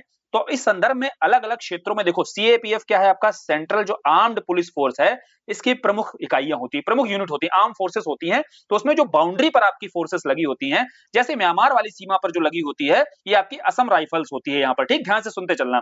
फिर आपकी तिब्बत वाली सीमा पर जो लगी होती है आईटीपीपी होती है, आईटीपीपी होती है, ठीक है। फिर आपकी ये जम्मू वाली सीमा पर जो लगी होती है बीएसएफ लगी होती है, यहाँ पर लगाई जाती है, ठीक। और नेपाल वाली जो बाउंड्री होती है, और ये नेपाल वाली बाउंड्री इसलिए पढ़नी है क्योंकि समझो बात को, ये नेपाल वाली बाउंड्री यूपी के साथ भी लगती है। हम नेपाल के साथ तो एक लंबी सीमा साझा करते ही हैं भारत, लेकिन भारत में 600 किलोमीटर के आसपास की लगभग ऐसी सीमा है जो उत्तर प्रदेश के साथ नेपाल साझा करता है। इसलिए इसलिए सीएपीएफ की प्रमुख यूनिट है आपकी एसएसबी, ठीक है, सशस्त्र सीमा बल। तो ये सशस्त्र सीमा बल के बारे में इसका जो कार्य होता है, इस कार्य को समझना इसलिए आवश्यक है क्योंकि हमें एक तो भारत सॉरी भारत नेपाल तो छोड़ो, यहाँ उत्तर प्रदेश और नेपाल की सीमा पर जो गतिविधियां होती हैं उस संदर्भ में सशस्त्र सीमा बल क्या कार्य कर रहा है, हमें ये पहले समझ में आया कि सीएपीएफ की जो 4 यूनिट हैं, इन यूनिटों को समझ लिया भैया कहां कहां पर अलग अलग इनका कार्य है, दायित्व इनको सौंपा गया है। फिर एक स्पेशल यूनिट होती है सीएपीएफ की, जिसे एनएसजी आपको पता ही होगा, security guard, national security guard, जिसे ब्लैक कैट या ब्लैक कमांडो भी कहते हैं, ठीक है। इसके बाद दो फोर्स और होती हैं, एक होती है आपकी सीआरपीएफ, एक होती है सीआईएसएफ। देखो भैया सीआरपीएफ आपको पता है रिजर्व पुलिस फोर्स होती है, जिसे अलग अलग जैसे नक्सलवादी प्रभावित क्षेत्र होते हैं यहाँ पर बटालियन तैनात की जाती है, ठीक, रिजर्व में रखा जाता है। और जो सीआईएसएफ है, आई का मतलब ही है इंडस्ट्रीज, तो जितने औद्योगिक क्षेत्र होते हैं यानी कि अर्थव्यवस्था का कोर एरिया जो होता है, जिसके चलते आपकी आर्थिक गतिविधियों को बाधित किया जा सकता है, तो बोले इसमें आपका बंदरगाह हो गया, ठीक है, अवसंरचनाएं हो गई, बड़ी बड़ी कोर इंडस्ट्री, 8 हमारी कोर क्षेत्र हैं, इन जगहों पर बहुत सुरक्षित तरीके से आर्थिक गतिविधियां संपन्न कराई जा सके, इसके लिए आपकी जो फोर्स है वो सीआईएसएफ तैनात की जाती है, ठीक है। तो सीएपीएफ जो सेंट्रल आर्म पुलिस फोर्स है, इनके तहत जो आपकी 4 यूनिट है वो समझ में आई, उसके बाद जो स्पेशल कमांड है वो समझ में आई, उसके बाद 2 यूनिट आपकी सीआईएसएफ और सीआरपीएफ समझ में आ गई। अब किसी पर भी लिखने को आएगा आराम से लिख लेंगे, तो हम लोग यहाँ पर एसएसबी को थोड़ा सा समझ लेते हैं, इसके बाद आपको इनके बारे में जब इंट्रोडक्शन बताना होगा तो ये कॉन्सेप्ट जो आपका क्लियर हुआ, शुरुआत में जो समझा दिया है, इसके साथ कॉन्सेप्चुअली आप क्या जा सकते हो, भूमिका के तौर पर जा सकते हो। और जब कार्य बताने हैं, जैसे यहाँ पर एसएसबी के बारे में बोला गया, तो प्रमुख अर्धसैनिक बल है, बोले हम तो पहले ही बात कर चुके हैं, पैरामिलिट्री फोर्स है ये, और किसके अंतर्गत, बोले सीएपीएफ किसके अधीन है, गृह मंत्रालय के अधीन है। तो ये भैया आपके जितने भी नीचे यूनिट्स हैं किसके अधीन रहेंगे, सारे गृह मंत्रालय के अधीन ही कार्य करते हैं, ठीक, इसमें कुछ भी ऐसा सोचने वाली बात नहीं है। अब इनके प्रमुख कार्य देखते हैं, देखो एसएसबी के कार्य देख रहे हैं, तो कहां पर इसको तैनात किया गया था, बोले नेपाल बाउंड्री पर, तो नेपाल सीमा सुरक्षा का कार्य होगा इसका, बिल्कुल होगा। और नेपाल की जो सीमा पर होता क्या क्या है, बोले सबसे बड़ी दिक्कत है जो माइग्रेशन होता है, तो अवैध घुसपैठ रोकने का कार्य किसका, बोले इसका। देखो समझो बात को, नेपाल की सीमा पर जो अगर पूछा जाए क्या क्या चैलेंज है, सबसे बड़ा चैलेंज तो देखो सीधा सीधा है कि यहाँ पर जो इलीगल तरीके से, क्योंकि बहुत फ्रेंडली नेशन है हमारा, खुली एकदम बाउंड्री है, तो यहाँ पर इलीगल तरीके से माइग्रेशन बहुत होता है, ठीक। यहाँ पर आपका माइग्रेशन के साथ साथ बहुत सारी क्रिमिनल एक्टिविटीज होती हैं, आईएसआई की एंट्री बहुत ज्यादा है, आतंकी गतिविधियां बहुत ज्यादा हो जाती हैं, ट्रैफिकिंग बहुत है, ह्यूमन की ट्रैफिकिंग हो, ड्रग्स की ट्रैफिकिंग हो, ठीक है, आर्म्स की ट्रैफिकिंग हो, ये बहुत बड़ी समस्याएं देखने को मिलती हैं, ठीक। तो इन चुनौतियों से निपटने का ही कार्य किसका होगा, बोले उसी के लिए तो आपका यहाँ पर तैनात किया गया है, किसको, सीमा सुरक्षा बल को, ठीक है, एसएसबी को। अब एसएसबी क्या कार्य करेगा, बोले सीमा पर आतंकवाद रोकने का कार्य करो भैया, अवैध घुसपैठ रोको, अवैध जो प्रवसन हो रहा है, लीगल माइग्रेशन, उसको रोकिए आप, ठीक है, मॉनिटरिंग को बेहतर कीजिए, शरणार्थियों का जो आवागमन हो रहा है। अब इसके साथ साथ आपको और क्या काम करना है, यहाँ पर जो मौजूद जनता है, अब अगर यहाँ कोई कार्रवाई की जा रही है एसएसबी के द्वारा, एसएसबी कोई कार्रवाई करता है, अब जनता के प्रति अगर इनको लेकर के नकारात्मक भावना बढ़ गई, तो भैया ये जनता का सहयोग करेंगे कि जनता का विरोध करेंगे, सॉरी जो एसएसबी का सहयोग करेगी जनता की विरोध करेगी, बोले जनता विरोध करना शुरू कर देगी, तो ये जो कार्य कर रहे हैं इन कार्य में बाधाएं पैदा करेगी, ठीक है। तो इसके लिए बहुत जरूरी है कि यहाँ पर सिविल एक्शन प्रोग्राम भी चलाया जाए साथ में। तो इन सीमावर्ती क्षेत्रों पर पैरेलली एक सिविल एक्शन प्रोग्राम चलाया जाता है, जिसके माध्यम से प्रशासन और जनता के बीच की दूरी को कम किया जाता है, ठीक है। साथ ही अंतरराष्ट्रीय स्तर पर यूएन पीस कीपिंग मिशन में भी सहायता करने का यहाँ से प्रयास किया जाता है, ठीक है। समझ में आया, पूरा क्लियर हो गया। तो ये बाउंड्री पर एसएसबी के जो कार्य हैं, एसएसबी के कार्य लिखने में कठिनाई इसलिए नहीं होगी क्योंकि हमें पता है कि एसएसबी की नियुक्ति कहां पर हो रही है, ठीक है, और क्यों हो रही है, तो इसके कार्य बहुत आसान हो गए लिखना। अब इसमें ऑपरेशन कवच मेंशन कर दो, बहराइच में जैसे स्मैक जब्त की गई उसकी आप यहाँ पर चर्चा कर सकते हो, लखीमपुर खीरी जो बॉर्डर है आपका, भाई नेपाल सीमा पर आपको पता होना चाहिए कि यूपी के 7 जिले हैं जो आपके क्या करते हैं, नेपाल से सीमा साझा करते हैं। अब उस संदर्भ में जैसे लखीमपुर खीरी में वहां पर पुलिस ने क्या किया, पुलिस के साथ मिलकर के एसएसबी ने क्या किया, ऑपरेशन कवच चलाया, ठीक, तो इसको मेंशन कर दो तुरंत यहाँ पर, क्लियर है। अब यूपी में जैसे सीआरपीएफ की बात, यहाँ पर सीआरपीएफ की भूमिका अगर बतानी होगी तो कार्य बहुत स्पष्ट है, क्योंकि इनकी पता है भैया तैनाती कब होती है ना, रिजर्व पुलिस फोर्स होता है। अब यहीं पर सीआईएसएफ भी आपसे पूछा जा सकता है, तो सीआईएसएफ क्लियर हो गया भैया, औद्योगिक क्षेत्रों में जहां आर्थिक गतिविधियां होती हैं, तो इनके जब कार्य बताने होंगे तो कार्य बताओ भैया। औद्योगिक क्षेत्रों में 8 कोर क्षेत्र हैं, 8 कोर सेक्टर होते हैं, कि पता है कि नहीं, 8 कोर क्षेत्र होते हैं अर्थव्यवस्था के, तो वहां पर इनकी हर जगह पर तैनाती की जाती है, ठीक है। उसके साथ में जैसे बंदरगाह हो गए, बंदरगाह जैसे क्षेत्र जहां आर्थिक गतिविधियां बहुत तीव्र होती हैं, ठीक, अवसंरचनाएं जैसे सड़क जो आपका हाईवेज वगैरह हो गए, ठीक, इनको लेकर के जो जहां पर जिन क्षेत्रों से आपकी आर्थिक गतिविधियां आपकी लिप्त हैं, ठीक, जिन पर हमारी भारत की अर्थव्यवस्था, और यहाँ उत्तर प्रदेश के संदर्भ में है तो उत्तर प्रदेश की अर्थव्यवस्था टिकी हुई है, तो वहां सब पर तैनाती किसकी होगी, बोले सीआईएसएफ की होगी। तो इस आधार पर सीआईएसएफ के कार्य क्या होंगे, बहुत स्पष्ट तरीके से आप बता सकते हो, ठीक, समझे। एसएसबी के माध्यम से हमने इन चीजों को समझ लिया। आगे बढ़ते हैं, अगला है उत्तर प्रदेश में साइबर सुरक्षा। देखो भैया साइबर सिक्योरिटी की यहाँ पर बात समझनी है, तो साइबर सुरक्षा पढ़ने से पहले साइबर क्राइम पढ़ना बहुत जरूरी है, तभी आप साइबर सिक्योर कर सकते हो। साइबर क्राइम क्या होता है, साइबर क्राइम का सीधा मतलब होता है, हम सब देखो डे टू डेली लाइफ में ये देखते तो रहते हैं, कोई ना कोई साइबर क्राइम जैसा मैसेज तो अपने पास आता ही रहता है ना? कि कभी आएगा अकाउंट में कि आपके भैया 4000 रुपए आ चुके हैं, आप इस पर क्लिक करिए, ये डिटेल दीजिएगा, आपके अकाउंट में 4000 रुपया आ जाएंगे। बोले 4000 रुपया अकाउंट में लेने के चक्कर में अकाउंट में जो 400 रुपया थे वो भी गायब हो जाते हैं, ठीक? तो ये सब साइबर क्राइम का ही एक जो है आप समझ लीजिए प्रकार है। अभी हम समझेंगे एक-एक करके कि साइबर क्राइम क्या होता है और इसको लेकर के साइबर सिक्योर करने के लिए जनता को, नागरिकों को साइबर सिक्योरिटी देने के लिए क्या-क्या प्रयास किए जा रहे हैं। बस इसी अप्रोच के साथ जानना है। इंट्रोडक्शन अगर आपको बताना है तो इंट्रोडक्शन साइबर सिक्योरिटी को लेकर के या साइबर क्राइम को लेकर के एक हमारे पास भूमिका होनी चाहिए और क्या-क्या तरीके हो सकते हैं, आखिर साइबर अपराध के प्रारूप क्या-क्या हो सकते हैं। जब तक आपको प्रारूप इनके नहीं पता होंगे साइबर अटैक के, तब तक आप कैसे जागरूक होगे, है ना? जागरूक के साथ-साथ तब तक आप कैसे सारे प्रारूपों के बारे में नहीं जानते होगे, तब तक आप कार्रवाई कैसे करोगे, है ना? चाहे नागरिक हो, चाहे प्रशासक हो, चाहे शासक हो, उसे भी सारे प्रारूपों की जानकारी होगी तभी तो कोई आप नीति बना सकते हो, कोई कानून बना सकते हो। है बात सही कि नहीं? बोले हाँ, है बात सही। चलो फिर आओ देख लेते हैं, थोड़ा-सा समझ लेते हैं कि साइबर अपराध क्या होता है। साइबर अपराध का सीधा मतलब है कि जो आपकी एक इकोनॉमी है, जैसे हमारे यहाँ पर भारत की या उत्तर प्रदेश की देख रहे हैं ना, यहाँ पर उत्तर प्रदेश की समझते हैं। उत्तर प्रदेश की एक अर्थव्यवस्था है, उस अर्थव्यवस्था में कुछ भी प्रोडक्शन होता है, कुछ भी इनकम होती है लोगों की, तो उस पर सरकार क्या करती है? टैक्स लेती है। अब वो टैक्स कहाँ जाता है? सरकार के पास जाता है। सरकार फिर उसे वेलफेयर स्टेट में, अब अपना वेलफेयर करती है कि लोगों को करती है वो तो अलग चीज़ है, कहानी अलग है। लेकिन उसका दिखाती कहाँ है कि हम वेलफेयर के लिए लोगों के कल्याण के लिए, लोक कल्याण के लिए उस पैसे को खर्च करते हैं जो टैक्सेस के रूप में आपसे पैसा लेते हैं, ठीक है? समझे? तो ये पूरा प्रोसेस चलता है, ऐसे हमारी इकोनॉमी रन करती है। ऐसे ही हम $1 ट्रिलियन बन सकते हैं भैया, यूपी की इकोनॉमी ऐसे तो $1 ट्रिलियन बनेगी। बोले अगर मान लो उस इकोनॉमी में आप कोई ऐसी गतिविधि करो जो उत्तर प्रदेश की उस अर्थव्यवस्था का हिस्सा ही ना बने। बोले हिस्सा ना बने मतलब? बोले हाँ, एक अनौपचारिक एक अलग वित्तीय तंत्र पैरेलल में एस्टेब्लिश कर दिया जाता है। बोले जैसे देखो कोई भी कार्य है, आप सब कुछ डिजिटलाइज कर रहे हो कि डिजिटल कर देंगे, जितना भ्रष्टाचार है खत्म कर देंगे, लेकिन आप डिजिटल उसी को कर सकते हो ना जो आपको दिखाई दे रहा है। बोले एक ऐसी इनफॉर्मल आपकी एक वित्तीय तंत्र, एक फाइनेंशियल स्ट्रक्चर ऐसा इनफॉर्मल बना दिया गया है जो सरकार की नजर में ही नहीं है। जब सरकार की नजर में नहीं है, जितना वित्तीय लेन देन हो रहा है वो सरकार की नजर में ही ना हो, अर्थात एक समानांतर पैरेलल एक इकोनॉमी स्टेब्लिश कर दी गई है, तो उसके माध्यम से होगा क्या? सरकार की जब नजर नहीं पड़ेगी तो वो टैक्स जो मिलना चाहिए तो वो नहीं मिलेगा। इससे सीधा सीधा है साइबर क्राइम को बढ़ावा मिलता है। ठीक समझ में आया? तो टैक्सेस की चोरी करने के लिए, बचने के लिए ही यहाँ पर ये साइबर साइबर क्राइम जैसी घटनाएं अंजाम दिया जाता है इनको। ठीक है? साइबर अपराध क्या होता है समझ गए आप कि समानांतर अर्थव्यवस्था व अनौपचारिक वित्तीय तंत्र को बढ़ावा देता है। ठीक, अब साइबर स्पेस के विरुद्ध होता है। यही साइबर स्पेस हमारा हमारा जो सरकारी तंत्र है या बैंकिंग स्ट्रक्चर हमारा जो है, जितना पीएसयू है, ये सारा क्या है हमारा? ये सब साइबर स्पेस ही है। अब इसी साइबर स्पेस के विरुद्ध अगर कोई घटनाक्रम आपको देखने को मिलता है, वही आपका साइबर क्राइम है। आओ साइबर अटैक को एक एक करके समझते हैं। थोड़ा सा पहले देखते हैं कि साइबर अटैक होता क्या है। सामान्य आम तौर की भाषा में, आम बोलचाल में हम लोग कह देते हैं भैया हैक हो गया है मोबाइल। ठीक है, हमारा मोबाइल क्या हो गया? हैक हो गया है। तो हैक होना का मतलब ही क्या होता है कि साइबर अटैक का शिकार हो गया है। और ये तीन प्रकार के देखो हैकर होते हैं, बिल्कुल आसान शब्दों में समझो। एक होता है ब्लैक, एक होता है व्हाइट, एक होता है ग्रे। एक ब्लैक हैट हैकर होते हैं, एक व्हाइट हैट हैकर होते हैं, एक ग्रे हैट। देखो रेसिज्म यहाँ पर दिखाई दे रहा है कि भैया अगर कुछ आपराधिक क्रिमिनल एक्टिविटी में पाया जा रहा है, जैसे कोई क्रिमिनल एक्टिविटी, क्रिमिनल ऑब्जेक्टिव से अगर कोई भी हैकिंग की जाती है, तो क्या कहलाती है? ब्लैक हैकिंग कहलाती है। ब्लैक हैट हैकर करते हैं ये। देख लो भैया रेसिज्म है कि नहीं? ब्लैक और व्हाइट नाम क्यों रख दिया? नाम का ही मतलब है आप ब्लैक को पहले ही मान चुके हो कि क्रिमिनल एक्टिविटी से जुड़ा हुआ है। ठीक, ये तो चलो अलग चीज, स्टीरियोटाइप वाली चीजें हो जाती हैं। यहाँ डिबेट वो नहीं है, यहाँ समझना है कि ब्लैक हैट हैकर्स का मतलब होता है जो क्रिमिनल ऑब्जेक्टिव से कोई भी आर्थिक लाभ कमाने के लिए की गई हैकिंग होती है।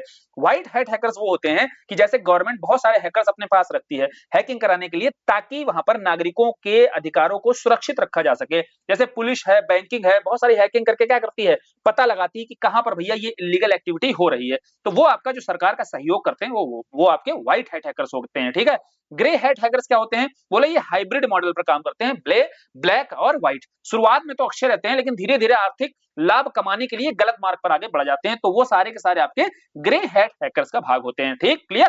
तो हैकिंग किस तरीके से हैकर्स करते हैं ये समझ में आ गया होगा। साथ ही यहां बात आ रही है कि इसमें जो सर्च इंजन, जैसे एग्जांपल के तौर पर ऐसी वेबसाइट जिन तक सामान्यतः सर्च इंजन के द्वारा नहीं पहुंचा जा सकता है, उन्हें आप डीप नेट, डार्क नेट या डीप वेब कह देते हो। तो जो आपका इंटरनेट है, आप जो इंटरनेट का यूज करते हैं, सर्फिंग वगैरह करते हैं, वो आपका डार्क नेट नहीं होता है। लेकिन जो साइबर क्राइम होता है वो सारा का सारा आपका कहां पर होता है? बोले डार्क नेट पर होता है। ठीक है, तो सारा का सारा जो साइबर एक्टिविटी है, जो यहाँ पर जितनी भी वित्तीय लेन देन होती है, वो डार्क नेट पर होती है। ठीक, और देखो आओ देखते हैं थोड़ा से तरीके कौन कौन से होते हैं। तरीके बहुत आसान है। कैसे? मतलब आपका जो काटा जाएगा वो काटने के तरीके अलग अलग हैं कुल मिलाकर, लेकिन कटेगा तीनों जगह पर। जैसे फिशिंग एक तरीका होता है, एक होता है स्मिशिंग, एक होता है विशिंग। टर्मिनोलॉजी है, बस ये समझ लेना। फिशिंग में कैसे कटता है, बोले एक मेल आएगा, ठीक है, ईमेल आएगा, ईमेल के माध्यम से आ जाएगा मैसेज, देखो तुम जो है इतना इतना यहाँ पर इस कंपनी तुमको जो है लॉटरी लगी है 50,000 की, अभी 50,000 की लॉटरी चाहिए तो भैया ये अकाउंट नंबर अपनी डिटेल भेज दो, तुरंत आपको मिल जाएगा। तो उस घटना को कहते हैं फिशिंग। स्मिशिंग क्या होता है, एस का मतलब ही आगे लग गया है, एसएमएस के जरिए आपको बहुत सारे एसएमएस आ जाते हैं, ठीक है। एसएमएस के माध्यम से आपको बताया जाएगा कि देख लो भैया ये है आपका, यहाँ पर आना चाहते हो, कहीं पर आपको मान लीजिए आपकी सर्चिंग देख करके, ठीक, एआई के थ्रू पता लगाया गया कि क्या आप सर्च कर रहे हो, उस बेसिस पर आपको एक एसएमएस भेज दिया जाएगा, जो स्मिशिंग का प्रयोग किया जाता है, ठीक, क्लियर। तीसरा है विशिंग। विशिंग क्या होता है, वॉइस, वी फॉर वॉइस, तो विशिंग है ना, विशिंग क्या है, वॉइस के जरिए। जैसे कभी कभी देखा होगा कोई महिलाओं का फोन आता है एकदम, और पुरुष अगर उठा लिया तो क्या करेगा, महिला का फोन है, कुछ ठीक ही कह रही होगी, बात बता रही है कि देखिए सर आप इतने रुपए जीत गए हैं, आप चाहते हैं तो आ जाइएगा, आप इतनी डिटेल हमको भेज दीजिए, व्हाट्सएप नंबर अभी आपको आएगा, इस पर आप बताइएगा अपना अकाउंट नंबर, अपना पिन बता दीजिए, फिर हम आपका अकाउंट से पूरा जितना पैसा होगा 10-20 रुपए उड़ा देंगे, ठीक है। तो ये तरीके होते हैं फिशिंग, स्मिशिंग और विशिंग के, जिसके माध्यम से आपके साइबर क्राइम को अंजाम दिया जाता है। और समझ लेना ये सारी चीजें आप क्या कर सकते हो, ये सारी चीजें वहां पर भी लिखी जा सकती हैं, सब कुछ लिख सकते हैं। फिर एक तरीका होता है आपका सोशल इंजीनियरिंग अटैक। ये हम सारे प्रारूप देख रहे हैं। साइबर क्राइम के जब तक सारे प्रारूप नहीं पता होंगे तब तक आप इस पर क्या है कोई ठोस कदम नहीं उठा पाओगे। अब हमको पता ही नहीं होगा कि मेल के जरिए भी होता है क्या, तो कैसे भैया आप कार्रवाई करोगे, है ना।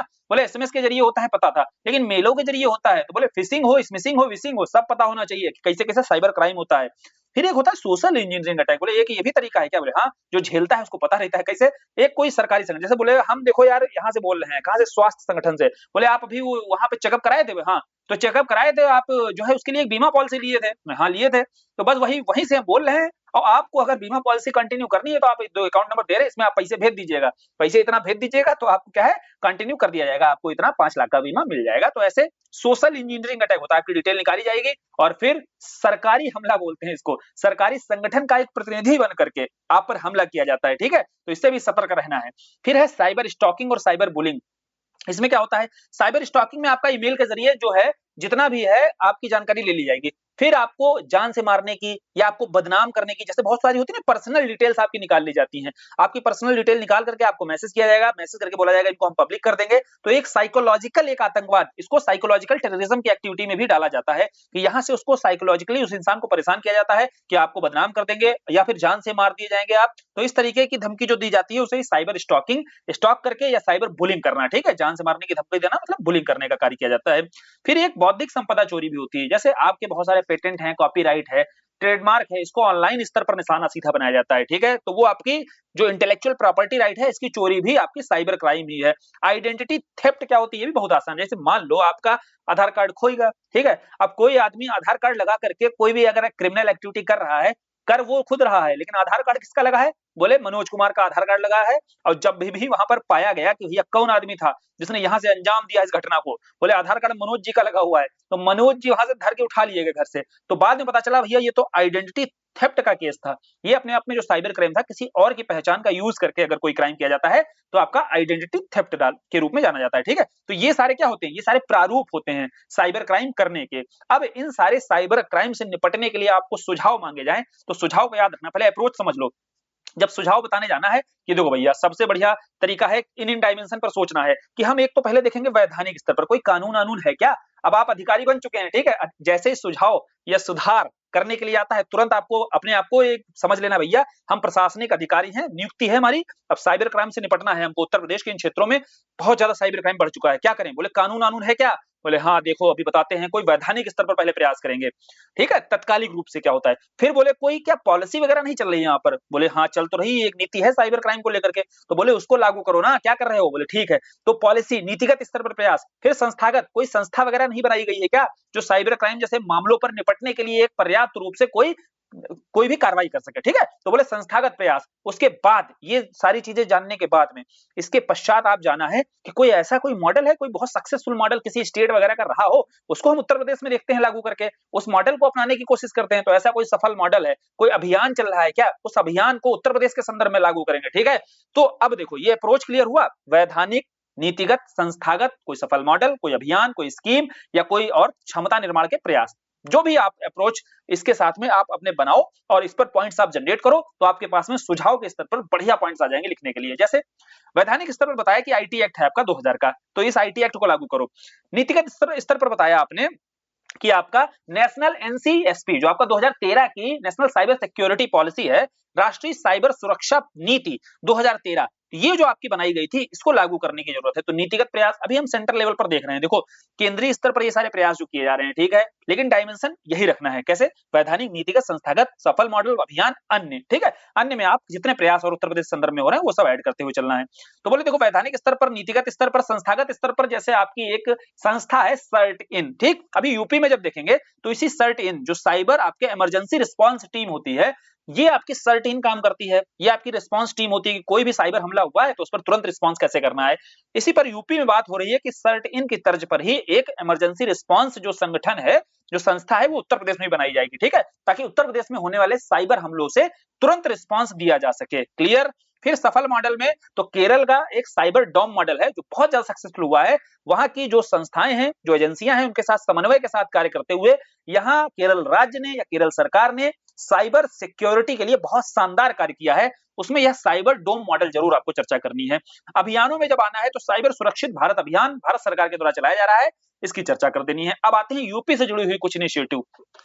डायमेंशन अप्रोच यही रखना है, पेपर 3 में इसी अप्रोच के साथ लिखना है। अब उसको थोड़ा सा यूपी मसाला जब दोगे आप साइबर सिक्योरिटी के लिए, तो सबसे पहले बताओ कि पुलिस आधारित जो उपाय किए गए उसमें 18 साइबर क्राइम थाने सक्रिय हैं, ठीक है। 57 नए थानों को स्वीकृति दे दी गई है और 1930 ये आपका सहायक हेल्पलाइन नंबर है, जिससे आप साइबर, अगर कोई भी आपके विरुद्ध साइबर क्राइम होता है तो आप हेल्पलाइन नंबर 1930 डायल कर सकते हैं, ठीक है। तकनीकी क्षमता में बताना है कि एमईआईटी और यूपी सरकार की साझेदारी से साइबर सुरक्षा वर्कशॉप शुरू किया गया है, ठीक है, जिसमें जो सरकारी अधिकारी हैं इनको भी प्रशिक्षित किया जाएगा। पहले बतलाया जाएगा भैया तुम पहले जान तो लो कि साइबर क्राइम होता क्या है। अब साइबर क्राइम के बारे में आप अवेयर ही नहीं हो तो आप क्या ही इसके विरुद्ध कार्रवाई करोगे, ठीक। कोई बताने आएगा तो समझ ही में नहीं आ रहा है। इसलिए साइबर सुरक्षा वर्कशॉप की बहुत ज्यादा जरूरत है। जागरूकता अभियान जिसमें साइबर सेफ यूपी, देखो साइबर सेफ यूपी आपको बनाना है तो ये आपका जन जागरूकता बहुत आवश्यक है, क्योंकि इस मामले में कोई भी मैसेज आता है, कोई लिंक पर क्लिक नहीं करना है। ये सारे क्या है? ये जागरूकता अभियान है। कोई अनजान अगर मैसेज आता है, कोई भी आपको प्रलोभन देने वाला मैसेज आता है, सरकार यहाँ पर जागरूक करने की कोशिश करती है, उत्तर प्रदेश सरकार, कि भैया साइबर सेफ यूपी इस अभियान के तहत, इस जागरूकता अभियान के तहत लोगों को बताना है। और ये किसके सहयोग से चल रहा है? फ्यूचर क्राइम रिसर्च फाउंडेशन और आईआईटी कानपुर के सहयोग से उत्तर प्रदेश सरकार में यह जागरूकता अभियान चलाया जा रहा है, ठीक है। उसके बाद में वित्तीय संस्थानों का साइबर उन्नयन। देखो जितने भी आपके वित्तीय संस्थान हैं इसको भी साइबर तरीके से मतलब आपको उन्नयित करने की आवश्यकता है, क्योंकि जितनी धोखाधड़ी होती है, वित्तीय धोखाधड़ी ज्यादा होती है। एफआईआर सुधार किया गया है उत्तर प्रदेश में, बताना है एक सुधार और किया गया है। पहले होता क्या था कि 5 लाख से नीचे जितने वित्तीय लेन देन धोखाधड़ी होती थी उसको क्या कहा जाता था? साइबर क्राइम माना ही नहीं जाता था। मतलब उसमें साइबर क्राइम भले ही मान लिया जाए लेकिन एफआईआर नहीं हो सकती थी। अब इसमें सुधार कर दिया गया है उत्तर प्रदेश में। बाबा ने कहा कि देखो 5 लाख का हो चाहे 5,000 का मामला हो, आप एफआईआर करोगे, अगर बनती है तो क्या है, वो सारे मामले साइबर क्राइम से जुड़े हुए एफआईआर के योग्य माने जाएंगे, ठीक समझे। बहुत बड़ा सुधार है। तो ये सारे जो सुधार हैं आपके उत्तर प्रदेश में साइबर सिक्योरिटी से जुड़े हुए। अब इसमें आपको जो अप्रोच रखनी है वो अप्रोच यहाँ पर सिखा दी, और जो उत्तर प्रदेश के संदर्भ में डेटा आंकड़े हो सकते हैं जो आपको यूज करने हैं, प्रयोग करने हैं, वो आपने यहाँ से सीख लिए, ठीक है। तो पेपर 3 पेपर 5 दोनों अप्रोच एक साथ लेते हुए हम लोग कंप्लीट कर रहे हैं, ठीक है, ताकि वहां भी अगर आए ये टॉपिक तो वहां पर भी आपको कठिनाई नहीं होनी चाहिए, खटाखट होना चाहिए वहां पर। जो पेपर 3 हम लोग करेंगे, ठीक है, स्पीड भी बढ़ेगी यहाँ से। जैसे पेपर 2 के पॉलिटी गवर्नेंस के जो टॉपिक किए, अब वही टॉपिक जब वहां 2 में आएंगे तो स्पीड में होंगे कि नहीं होंगे? यहाँ हम लोगों ने समझ लिया, अप्रोच सीख लिया है, ठीक है। अब देखो आगे चलते हैं। अगला टॉपिक कौन सा है? धन शोधन, मनी लॉन्ड्रिंग। क्या होता है भैया मनी लॉन्ड्रिंग? मनी लॉन्ड्रिंग का काम ही क्या होता है? गंदे कपड़े डालो, साफ कपड़े निकालो। ऐसे ही गंदा धन डालो, साफ धन निकालो। मतलब ब्लैक मनी को व्हाइट मनी बनाना है, ठीक है। यही आपका मनी लॉन्ड्रिंग का काम होता है। ये भी अपने आप में क्या है? बहुत ऑर्गेनाइज क्राइम होता है, ठीक है। और ऑर्गेनाइज क्राइम भी है, संगठित अपराध के साथ साथ ये समानांतर अर्थव्यवस्था के रूप में यह भी कार्यरत होता है, ठीक। तो ये तो समझ में आ गया कि भैया ब्लैक मनी को व्हाइट मनी में बदलने का कार्य किया जाएगा। और इसके 3 स्टेप होते हैं। कैसे? मनी लॉन्ड्रिंग 3 चरणों से होकर गुजरती है। सबसे पहला है प्लेसमेंट, ये जरूर आपको चर्चा कर देनी है। कभी भी मनी लॉन्ड्रिंग पर आए, जैसे एक क्वेश्चन आया तो यहाँ पर आपने लिखा धन शोधन, ठीक। देखो प्रेजेंट करने का तरीका भी, यहाँ धन शोधन लिखा, यहाँ लिखा आपने प्लेसमेंट, इधर लिखा आपने लेयरिंग और इधर लिख दिया एकीकरण, ठीक। आप देवनागरी में लिख सकते हो सीधा प्लेसमेंट ही लिख सकते हो, लेयरिंग भी लिख सकते हो और एकीकरण इंटीग्रेशन भी लिख सकते हो। क्लियर?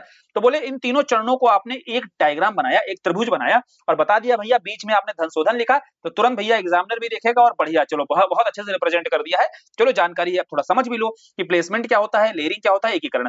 अब मान लीजिए हमारे पास काला धन है, अब काला धन हमको जमा करने के लिए पहले उसको सही से सेटल करना होगा। हम गए किसी बैंक वैंक में गए, ठीक, बैंक वैंक में गए, जो काला धन मतलब एक तरीके से समझो जो मनी लॉन्ड्रिंग का काम करती हैं। तो ये क्या करती हैं, कंपनियां होती हैं, बैंक होती हैं, ये पैसा ले लेती हैं आपका। तो पैसा लेना मतलब, पैसा आपका लेना का मतलब है, जमा करने का मतलब ही उस स्टेप को बोला था प्लेसमेंट हो गया। बोले हमने प्लेसमेंट कर दिया अपने पैसे का। दूसरा है लेयरिंग। अब ये लेयरिंग का काम वो जो संस्थाएं होती है वो करना शुरू करेंगी। कैसे? उसके सोर्स को छुपाएंगी, जो उसके अवैध धन है उसके सोर्स को छुपाएंगी। और सोर्स कैसे छुपाएंगी? बैंक्स वगैरह क्या करती हैं, अपनी बैलेंस शीट का हेर फेर करेंगी। साथ ही बहुत सारी कंपनी होती हैं जिनकी शेल कंपनी बनी होती है। शेल कंपनी का क्या मतलब होता है कि पन्नों पर केवल वो कंपनी होती है, वास्तविक रूप में कोई इंफ्रा होता ही नहीं है उनका, कहीं वो कंपनी नहीं हो, एग्जिस्ट ही नहीं करती हैं, वो कहलाती हैं आपकी शेल कंपनी। तो उस शेल कंपनी में दिखा देती हैं कि देखो भैया ये पैसा जो है इसके माध्यम से आया है।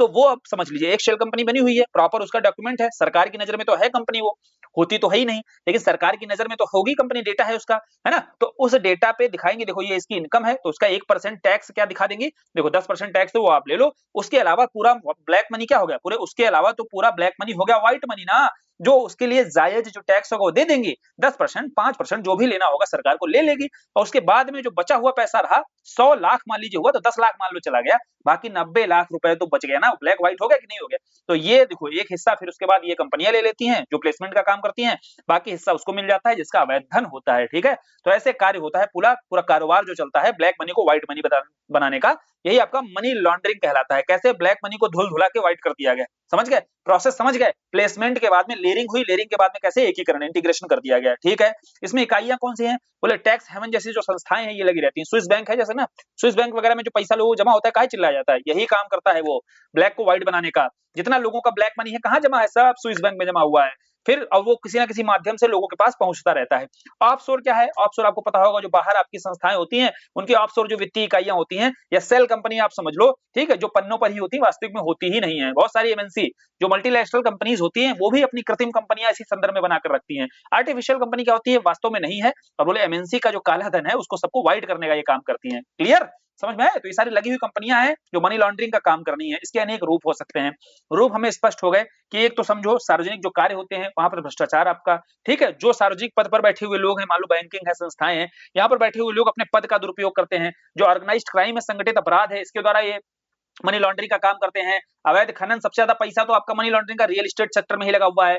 कर अपवंचन से, देखो कर मतलब टैक्स से चोरी करते हैं, टैक्स की चोरी करने का काम यहां से करते हैं। आबकारी क्षेत्र है, ये इसके अनेक रूप हैं जिसके माध्यम से आपका मनी लॉन्ड्रिंग सबसे ज्यादा देखा जाता है। धन शोधन आपका इन सारे क्षेत्रों से, जैसे सार्वजनिक पद पर बैठे हुए अधिकारी जो भ्रष्ट अधिकारी होते हैं वो मनी लॉन्ड्रिंग बहुत अधिक करते हैं। ऑर्गेनाइज्ड क्राइम के माध्यम से जो वहां पैसा यूज होता है वो सब ब्लैक मनी ही यहाँ पर यूज होता है। जो आपका अवैध खनन हो रहा है, माइनिंग हो रहा है, रियल एस्टेट सेक्टर है, यहाँ पर आपका ब्लैक मनी बहुत देखने को मिलता है। ठीक, आबकारी क्षेत्र में भी आपका ब्लैक मनी बहुत ज्यादा भर भर के प्रयोग होता है। ठीक है, या ब्लैक को व्हाइट बनाया जाता है। क्लियर, तो समझ में आया, इसके विविध रूप होते हैं। अब बात आती है, अब हम तो भैया यहाँ पर छोड़ तो देंगे नहीं, हमें तो समझ में इतना आया कि अच्छा इस तरीके से मनी लॉन्ड्रिंग होती है, ये तरीके होते हैं। हमको तो यहाँ समाधान वाले पर कार्य करना है कि भैया इसको सुधारा कैसे जाए। अप्रोच वही क्या, बोले पहले तो आप वैधानिक स्तर पर सोचो क्या अप्रोच हो सकता है, संस्थागत स्तर पर सोचो क्या अप्रोच हो सकता है, कोई मॉडल है क्या उस पर अप्रोच क्या हो सकता है, ठीक, कोई पॉलिसी है क्या, बोले यहाँ पर क्या पॉलिसी है इस मामले में। अगर कोई भी आपका मनी लॉन्ड्रिंग या आपका धन धन शोधन में, है ना, इस गतिविधि में या अवैध कार्य करते हुए पाया जाता है तो आप क्या कार्रवाई करोगे। क्लियर, समझ में आया? तो देखो समझते हैं, समाधान के स्तर पर जाना है तो prevention of money laundering act, यहाँ पर एक अधिनियम है, आपका विधान है, prevention of money laundering act. और याद रखना, अगर वैधानिक प्रयास भी कभी बताने हैं ना तो सबसे पहले प्रयास क्या करो जो प्रत्यक्ष रूप से कानून उस घटना से संबंधित हो। जैसे अब यहाँ मनी लॉन्ड्रिंग की बात हो रही है तो अब आईटी एक्ट और बेनामी संपत्ति रोकथाम अधिनियम ये भी बता सकते हैं, लेकिन प्रत्यक्षता मनी लॉन्ड्रिंग के लिए ही कोई कानून अगर बना हुआ है तो उसको पहले बताना है। जैसे prevention of money laundering act बना हुआ है 2002 में, इसको आपको लागू करने की आवश्यकता है, जिसमें सारे अधिकार ईडी को दिए गए हैं, प्रवर्तन निदेशालय को सारे अधिकार यहाँ पर कार्रवाई के दिए गए हैं। फिर आपको आईटी एक्ट बता देना है, बेनामी संपत्ति रोकथाम अधिनियम इसकी चर्चा कर देनी है। ये सारे आपके वैधानिक उपाय हैं जिसके माध्यम से आप त्वरित कार्रवाई कर सकते हो। संस्था संस्थागत स्तर पर जैसे आपका एंटी करप्शन जो आपका बोर्ड है, ब्यूरो है, ईडी है, आपका सीआईडी है, ये सारी संस्थाएं हैं जो इस धन शोधन को रोकने का कार्य करती हैं, ठीक है। इसके बाद जीरो टॉलरेंस पॉलिसी आप अपनाइए, ठीक, जो आपका धन शोधन मनी लॉन्ड्रिंग हो रही है इस पर हमेशा राज्य सरकार zero tolerance policy अपनाएगी। Election commission भी यहाँ पर कंट्रोल कर सकती है। दूसरा आपका मिनिमम जो आपका ग्लोबल टैक्स रेट है निर्धारित की गई, ये क्या है? बहुत सारे हमने देखे होंगे कि टैक्स हेवन कंट्रीज होते हैं, जिसके चलते होता क्या है, बहुत सारी कंपनियां अपनी एक यूनिट उन जगहों पर, जैसे सिंगापुर सा क्षेत्र है ना, बहुत मिनिमम टैक्स लगाती है। मान लो 5-6% उसको टैक्स किसी कंपनी को यहाँ पर देना पड़ता है, जो भी उसकी इनकम होती है। भारत में वही टैक्स मान लीजिए 30% लिखा लगा हुआ है, कॉर्पोरेट टैक्स जो लगा हुआ है। तो ये कंपनी आपकी समझिए एक यूनिट कहाँ बना लेगी, बोले सिंगापुर में, और पूरी अपनी इनकम यहाँ से शिफ्ट करके कहाँ दिखाएगी, बोले यहाँ दिखा देगी। तो यहाँ वो टैक्सेस देकर आ रही है और फिर भारत में जो पैसा पूरा आएगा वो लीगल हो जाएगा। लेकिन जो इनकम वो यहाँ पर प्रोडक्शन कर रही है, वो इनकम दिखा कहाँ रही है, बोले टैक्स हेवन कंट्री में जानबूझकर दिखाती हैं, ठीक, अपनी यूनिट के माध्यम से वहां इनकम दिखाती हैं। तो टैक्स कहाँ मिलता है, बोले वहां की सरकारों को मिलता है, जबकि वो प्रोडक्शन पूरा कहाँ हो रहा है, बोले यहाँ हो रहा है। और टैक्स किसको मिलना चाहिए, यहाँ मिलना चाहिए। यहाँ क्यों नहीं मिल रहा, क्योंकि यहाँ टैक्स ज्यादा है, ठीक। तो बोले इस संदर्भ में एक प्रयास किया गया मिनिमम ग्लोबल टैक्स रेट, बोले यहाँ एक मिनिमम कर दो पूरे ग्लोबल स्तर पर। ऐसा नहीं कि कोई देश 5% लगाए है, कोई 30% लगा हुआ है, एक 15% के आसपास एक मिनिमम कर दो कि इससे कम भैया कोई देश नहीं लगा सकता है। सिंगापुर भैया 15% से नीचे अपना टैक्स नहीं लगा सकता है, ठीक है। तो इस आधार पर ही हम क्या कर सकते हैं, इस टैक्स अपवंचन को, टैक्स चोरी को रोक सकते हैं। तभी इस टैक्स हेवन जैसे कॉन्सेप्ट से बचा जा सकता है। तो ये भी अपने आप में बहुत मनी लॉन्ड्रिंग का काम करता है, धन शोधन का ये भी अपना कार्य करता है अपने आप में। क्लियर है, समझ में आया? तो ये आपके समाधान है, उपाय हैं। हमें समस्याएं पता है तो हमने समाधान आराम से खोज लिए। उत्तर प्रदेश की कार्रवाई क्या की गई है, बोले देखो जो आपकी प्रवर्तन एजेंसियां हैं, जैसे ईडी वगैरह हो गई, यूपी पुलिस, इनके संयुक्त कार्रवाई के माध्यम से, उदाहरण के तौर पर जो अतीक अहमद है, मुख्तार अंसारी है, इसकी संपत्ति जो जब्त की गई, इसके विरुद्ध जो कार्रवाई की गई है, तो इसने बड़े स्तर पर धन शोधन का कार्य किया था, ठीक है, मनी लॉन्ड्रिंग, ब्लैक मनी का प्रयोग किया था, जिसके बाद उत्तर प्रदेश में इन प्रवर्तन एजेंसियों के द्वारा इन पर कार्रवाई की जाती है। फिर जो गैंगस्टर एक्ट आया, ये आपका प्रिवेंसिव मनी लॉन्ड्रिंग एक्ट है, इसके तहत भी केसेस दर्ज किए गए उत्तर प्रदेश में। बताना है आपको 2022 से 24 के बीच 25 से ज्यादा केस जो आपके हैं इस मामले में दर्ज किए गए हैं। किसके तहत, पीएमएलए एक्ट के तहत या गैंगस्टर एक्ट के तहत। जो फर्जी कंपनियां हैं, जो आपका हवाला नेटवर्क कार्य करता है, दाऊद इब्राहिम क्या काम करता था, यही हवाला नेटवर्क का ही तो काम करता था। लोगों के पैसे को टैक्स से बचाने के लिए क्या करता था, प्रत्यक्ष रूप से अपने आदमी लगा दी था कि जाओ भैया तुम्हारा पैसा यहां से पहुंच जाएगा, सरकार के जो इकोनॉमी में आएगा ही नहीं, तुम्हारा पैसा हम पहुंचा देंगे और तुम हमको, सरकार को 10% दोगे, हमको 5% दो, ठीक है। यही पूरा एक हवाला नेटवर्क बना रखा था दाऊद इब्राहिम ने। क्लियर, समझ में आया? तो इसके तहत आपका उत्तर प्रदेश में भी नोएडा में 500 करोड़ से अधिक के हवाला नेटवर्क का पर्दाफाश किया गया है, ठीक। फिर क्रिप्टो करेंसी पर निगरानी रखने की बहुत ज्यादा आवश्यकता है, क्योंकि जो बिटकॉइन होती है, इसके तहत जो इंक्रिप्टेड नेटवर्क का प्रयोग किया जाता है, जो आपका सरकार की नजर में आता ही नहीं है, तो इसका भी भांडाफोड़ किया गया है, जिसके चलते आपको क्रिप्टो करेंसी पर भी मॉनिटरिंग करनी होगी। ये सारे प्रयास आपके उत्तर प्रदेश के संदर्भ में किए जा रहे हैं, जिससे मनी लॉन्ड्रिंग पर रोक लग सकती है। वे फॉरवर्ड में बताना है कि भैया ईडी और पुलिस है, इसको एक डाटा साझाकरण, इसको और मजबूत करने की आवश्यकता है। आर्थिक अपराध जो है इसके संदर्भ में जो शेल है, इसकी क्षमता बढ़ाने की आवश्यकता है। फिनटेक और ब्लॉकचेन जो एनालिसिस है, इसकी सहायता से ट्रेसिंग की जाए अगर, तो और ज्यादा मजबूती से हम इस मनी लॉन्ड्रिंग में जो आपका धन शोधन की गतिविधियां हो रही है, इस पर रोक लगा सकते हैं। अवेयरनेस तो आपको बढ़ानी ही बढ़ानी है, ठीक है। तो ये वे फॉरवर्ड है, आप बताओ। अब आगे चलते हैं, अगला है सीमा प्रबंधन। देखो भैया, सीमा प्रबंधन मतलब जो बाउंड्री पर आपको क्या करना है, कैसे मैनेज करना है। समझो यहाँ पर एक क्वेश्चन आया है, क्वेश्चन क्या आया है, उत्तर प्रदेश की सीमा प्रबंधन संबंधी जो चुनौतियां हैं उन पर चर्चा करनी थी। अब सीमा संबंधी चुनौतियां हैं तो उत्तर प्रदेश की सारी बाउंड्री पर देखना पड़ेगा, लेकिन पहले हम लोग देखते हैं कि प्रमुख रूप से सबसे ज्यादा महत्वपूर्ण, अब आगे हो सकता है प्रश्न आ जाए अंतरराष्ट्रीय सीमा को लेकर के, क्योंकि उत्तर प्रदेश एक देश के साथ में सीमा बनाता है, बड़ी बात है ना। जैसे उत्तर प्रदेश के ये जो 7 जिले हैं, कौन कौन, पीलीभीत, लखीमपुर खीरी, बहराइच, श्रावस्ती, बलरामपुर, सिद्धार्थनगर और महाराजगंज, ये जो 7 जिले हैं, ये उत्तर प्रदेश के साथ में सीमा साझा करते हैं, एक बाउंड्री बनाते हैं। बोले ये 7 जिले 600 किलोमीटर लंबी सीमा बना रहे हैं। तो बोले जो भारत नेपाल के बीच 1850 किलोमीटर लंबी सीमा बनती है, उसमें 600 किलोमीटर की लंबी सीमा तो उत्तर प्रदेश ही बनाता है लगभग, ठीक है। तो बोले यहाँ चैलेंजेस क्या क्या हैं, और उत्तर प्रदेश की इस नेपाल सीमा पर क्या चुनौतियां हैं, पीछे ही देख चुके हैं। एक तो यहाँ बहुत ऑर्गेनाइज्ड क्राइम है, ऑर्गेनाइज्ड क्राइम मतलब ट्रैफिकिंग है, किसकी ट्रैफिकिंग, ड्रग की ट्रैफिकिंग है, आर्म्स की है, ह्यूमन की है। दूसरा जो सीमा को लेकर डिस्प्यूट है, और सीमा हैदर को लेकर के नहीं, सीमा को लेकर के, बाउंड्री को लेकर के, जैसे अभी मैप वगैरह को लेकर के देखा होगा, डिस्प्यूट थोड़ा सा बढ़ गया था। दूसरा लखीमपुर, जो उत्तर प्रदेश का लखीमपुर का क्षेत्र और नेपाल का कंचनपुर का क्षेत्र है, इन दोनों क्षेत्रों के बीच में अक्सर मतभेद होता रहता है, सीमा डिस्प्यूट होता रहता है, ठीक है। फिर अपराधियों को यहाँ पर शरण दी जाती है नेपाल में, ये एक चर्चा का विषय रहता है हमेशा। आईएसआई वगैरह की देखो भूमिका यहाँ पर बहुत ज्यादा बढ़ जाती है, क्योंकि खुली सीमा है।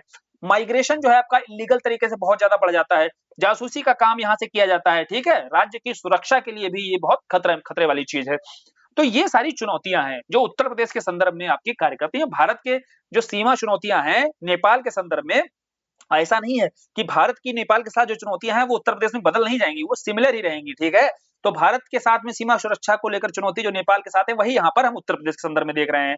अब यहाँ उत्तर प्रदेश पुलिस ने नेपाल सीमा से निपटने के लिए क्या कार्य किया है, बोले 3 जोन में बांटकर हम यहाँ पर कार्य करेंगे। एक जोन है आपका बरेली जोन, दूसरा है लखनऊ जोन, तीसरा है गोरखपुर जोन, ठीक है। अब यहाँ पर इंटीग्रेटेड एक चेक पोस्ट बनाई जाएगी, बरेली जोन से आपकी कार्रवाई की जाएगी, ठीक है, एक क्षेत्र में, फिर दूसरा क्षेत्र मध्य का लखनऊ जोन, और तीसरा जो आपका पूर्व वाला क्षेत्र है वो आपका गोरखपुर जोन। यानी कि जो 7 जिले हैं इनको बांटा गया है, 3 जोन में डिवाइड कर दिया गया है। बोले अब जो है टुकड़े में तोड़ करके बढ़िया से कार्रवाई करेंगे, ठीक। वो कहावत सुनी होगी ना, एक लकड़ी का पूरा गट्ठर तोड़ोगे तो ज्यादा आसान है तोड़ना, या लकड़ी के एक एक लकड़ी को तोड़ना आसान है, बता ऐसे ही बांट दो छोटे छोटे माइक्रो लेवल पर। आप स्ट्रेटजी बनाओ, यूपी पुलिस स्ट्रेटजी बनाती है, उस संदर्भ में पॉलिसीज बनाती है, तो उस आधार पर ही आपकी इंटीग्रेटेड चेक पोस्ट की सिफारिश की गई है, ठीक है। फिर सीमा सुरक्षा बल, हमने पहले ही शुरुआत में पढ़ लिया है कि एसएसबी आपकी कहां तैनात है, बोले एसएसबी यहीं पर तैनात है। काम क्या करेगी, बोले जो समस्याएं हैं उसका रोल क्या है, जो एंटी ह्यूमन ट्रैफिकिंग टीम है, ठीक, उसकी तैनाती। बॉर्डर इंटरेक्शन टीम यहां पर तैनात की जाएगी, नो योर एरिया जैसी पहल चालू की जाएगी। इस क्षेत्र में आपका जो इंफ्रास्ट्रक्चर है इसको बेहतर किया जाए, और इसके लिए जो भी आपकी बॉर्डर हैं, जो भी जितने भी बॉर्डर हैं भारत के, वहां बीआरओ को यह दायित्व तो सौंपा गया है। तो बॉर्डर रोड का निर्माण, बॉर्डर आउटपोस्ट का या सेंसर इनेबलिंग की जाएगी। जो सेंसर इनेबल्ड फेंसिंग की जाती है, समझो तो ये फेंसिंग क्यों की जा रही है, ताकि यहाँ मॉनिटरिंग की जा सके, बॉर्डर पेट्रोलिंग की जा सके, अवैध घुसपैठ को रोका जा सके, तो ये सारे कार्य किए जाएंगे अवसंरचना से जुड़े हुए, ठीक है। फिर खुफिया एजेंसियों को, जितनी खुफिया एजेंसी हैं यहाँ पर कार्यरत हैं, इनको थोड़ा आधुनिक करने की आवश्यकता है। उदाहरण के तौर पर तकनीक का प्रयोग करिए। यहाँ पर नेत्र जैसी जो स्कीम चलाई जा रही है, उन नेत्र जैसी स्कीम के माध्यम से आप एआई का यूज कीजिए, आप यहाँ पर तकनीक का यूज करके इनको खुफिया एजेंसियों को थोड़ा आधुनिक कर सकते हैं। और जब इनको आधुनिक कर देंगे तो सीधी सी बात है, यहाँ पर मॉनिटरिंग रखना थोड़ा सा बेहतर हो जाएगा, सजग हो जाएगा, ठीक है।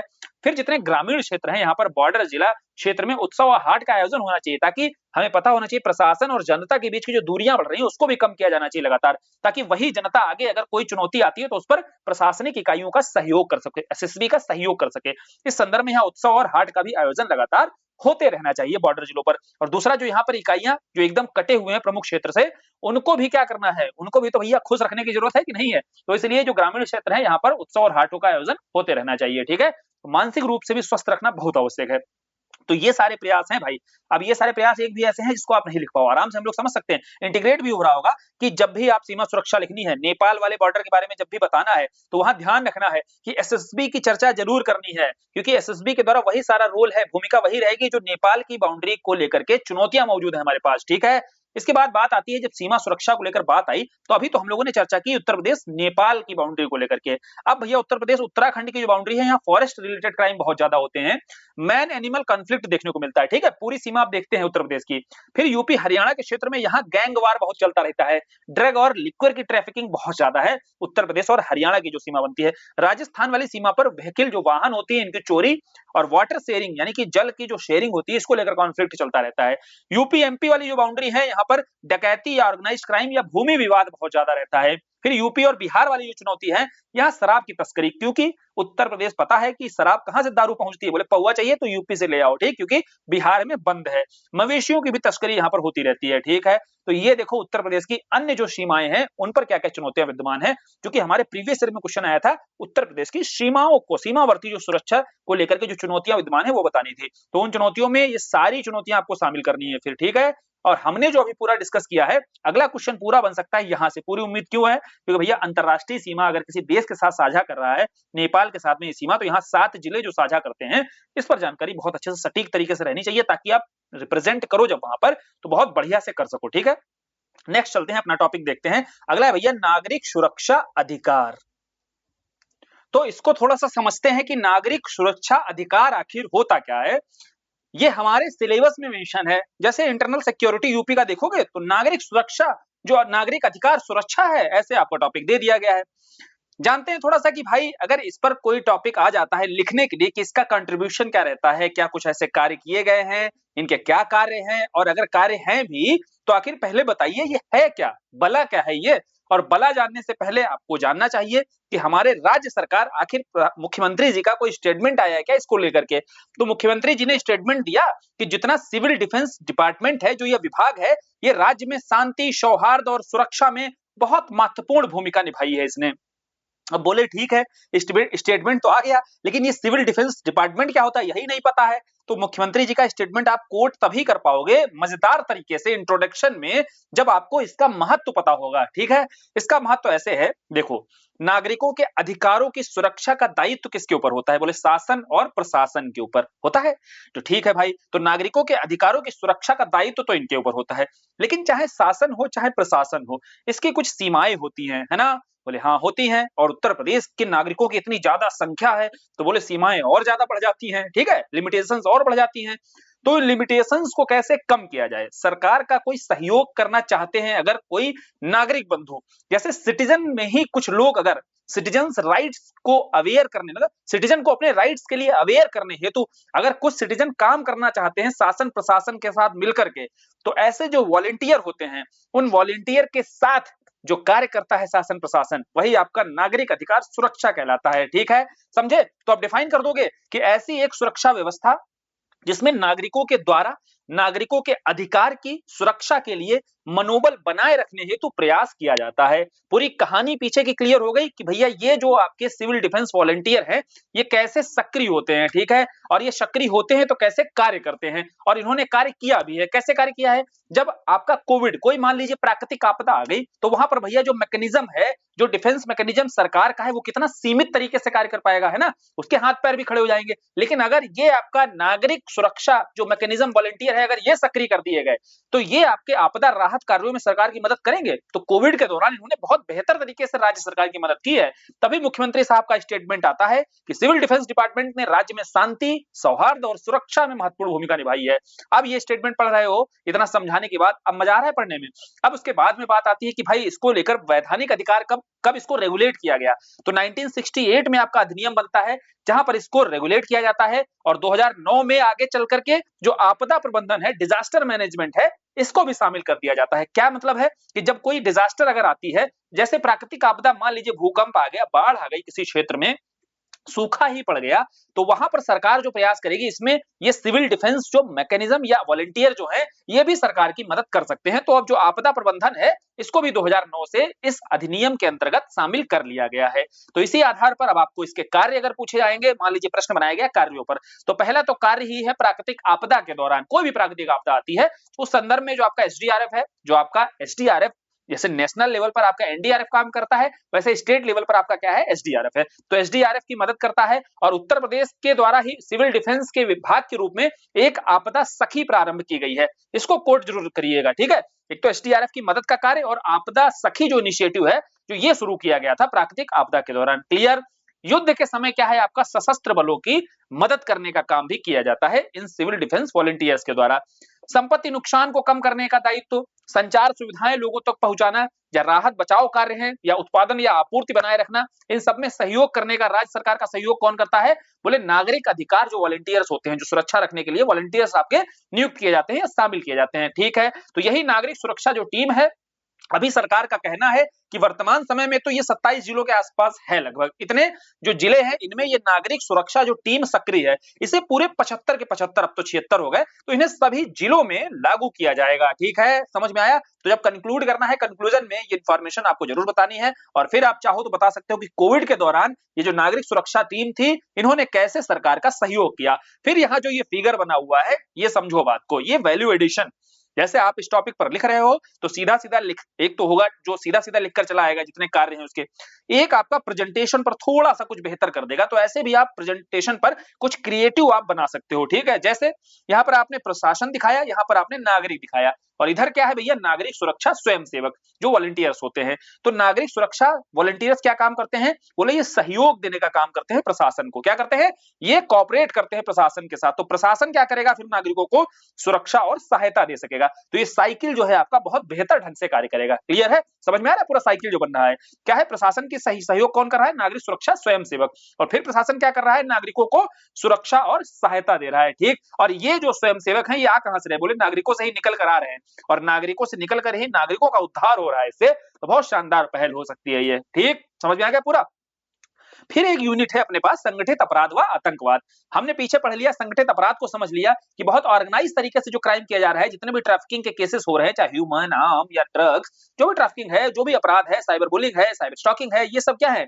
साइबर प्रारूप जितने हैं वो साइबर क्राइम के अंतर्गत हमने देखे आते थे। अब ये चाहे साइबर क्राइम हो सारे, ठीक है, या फिर कोई आतंकी गतिविधि को अंजाम दिया जा रहा है, तो इसके बाद अब हम देख रहे हैं ऑर्गेनाइज्ड क्राइम अर्थात संगठित अपराध। तो ये सारे के सारे संगठित अपराध के दायरे में ही आते हैं।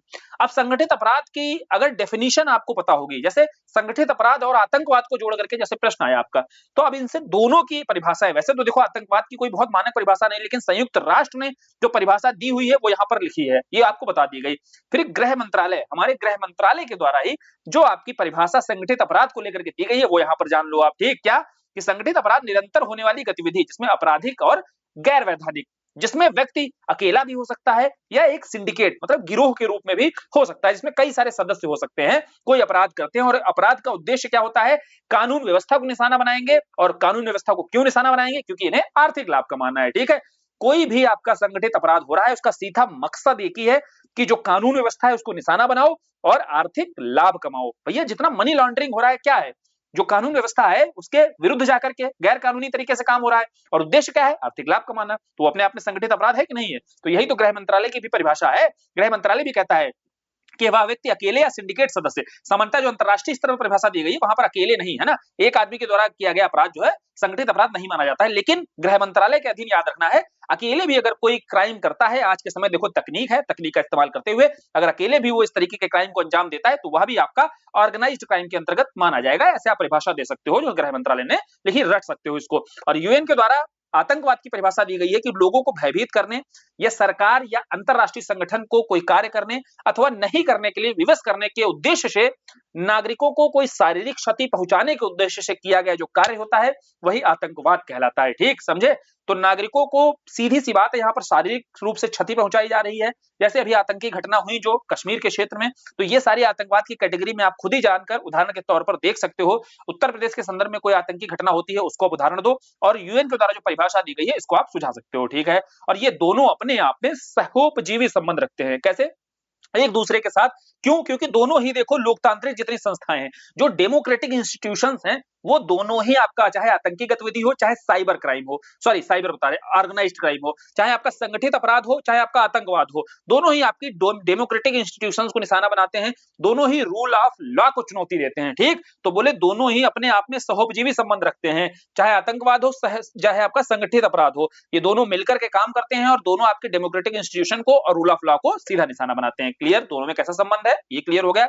और गठजोड़ के आधार पर देखा जाए तो चाहे मानव तस्करी हम जान ही चुके हैं, मनी लॉन्ड्रिंग हो, नार्को आतंकवाद हो, चाहे इंटेलेक्चुअल प्रॉपर्टी राइट को लेकर हो, ड्रग तस्करी हो, ये सारे क्या है भैया, ये सब गठजोड़ के साथ काम करते हैं। यहाँ पर आपका ऑर्गेनाइज्ड क्राइम या आतंकी गतिविधियां दोनों दिखाई देती हैं, ठीक। अब मेन चीज है कि संगठित अपराध भी जान चुके हैं, आतंकी गतिविधियां भी जान चुके हैं, अब इसको खत्म करने के लिए कैसे प्रयास किया जा रहा है। तो कदम जो उठाने हैं वैधानिक अपराध, पहले तो क्या बताना है, पहले वैधानिक उपाय बताने हैं कि कोई कानून वगैरह है, बोले है। उत्तर प्रदेश में संगठित अपराध नियंत्रण अधिनियम है, सीधा सीधा ऑर्गेनाइज्ड क्राइम को लेकर अधिनियम बना हुआ है 2017 का, जिसको यूपी कोका बोला जाता है, ठीक है। तो बोले ये जो यूपी कोका है 2017 इसको लागू करो। फिर उत्तर प्रदेश सरकार ने गैंगस्टर अधिनियम, इसको लेकर नई मैनुअल अभी लागू की है। तो ये नई मैनुअल्स आपको लागू करने की जरूरत है, जिसमें उदाहरण के तौर पर वर्दी वगैरह पहन करके रील नहीं बनाओगे आप, ठीक। तो और भी बहुत सारी चीजें आई हैं।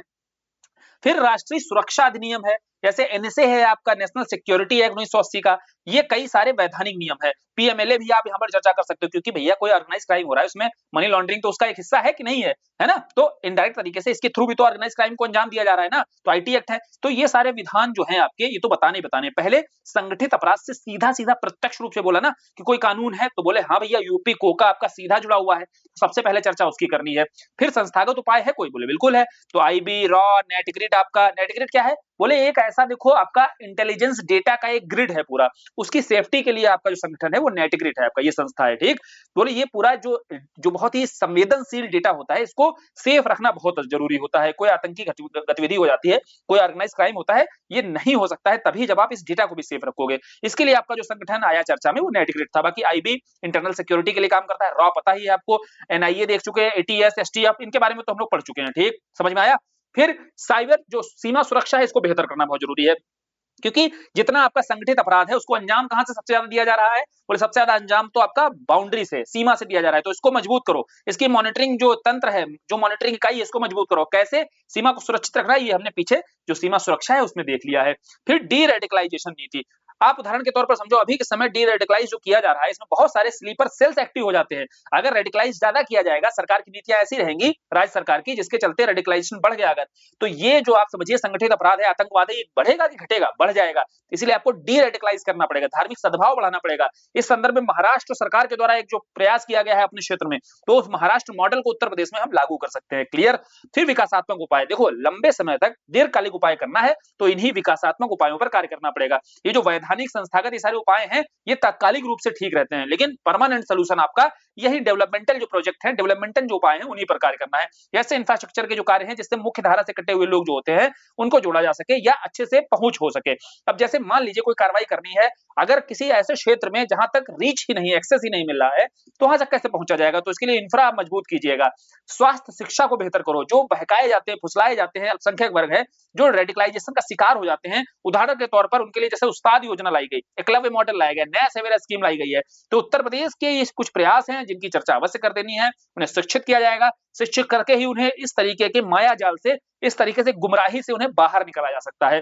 फिर अंतरराष्ट्रीय स्तर पर भी अगर सहयोग किया जा रहा है, जैसे यूके काउंसिल बिजनेस, इसने यहाँ के सशस्त्र बलों के, उत्तर प्रदेश के संदर्भ में क्या है, सशस्त्र बलों के आधुनिकीकरण करने के लिए, उनको मॉडर्नाइज करने के लिए यहाँ मदद की जाएगी। किसी अंतरराष्ट्रीय सहयोग के द्वारा भी अगर ऐसा कोई प्रयास किया जा रहा है, तो उसकी भी चर्चा हम लोग कर सकते हैं। तो ये सारे कदम हैं जो आपको उठाने हैं संगठित अपराध को रोकने के लिए। आराम से उठा लोगे ना, आराम से समझ में आ गया होगा। फिर एक देखो लास्ट टॉपिक देख लेते हैं जो हमारे प्रीवियस ईयर में आया हुआ है, कानून और व्यवस्था को लेकर के। देखो लॉ एंड ऑर्डर का एक स्ट्रक्चर अगर आपको पता है, स्ट्रक्चर क्या है? पहला है पुलिस महानिदेशक के रूप में, जहां पर राज्य पुलिस बल का नेतृत्व किया जाता है। ठीक है, जो राज्य का पुलिस बल है, इसका नेतृत्व करने का दायित्व बोले पुलिस महानिदेशक पर होता है।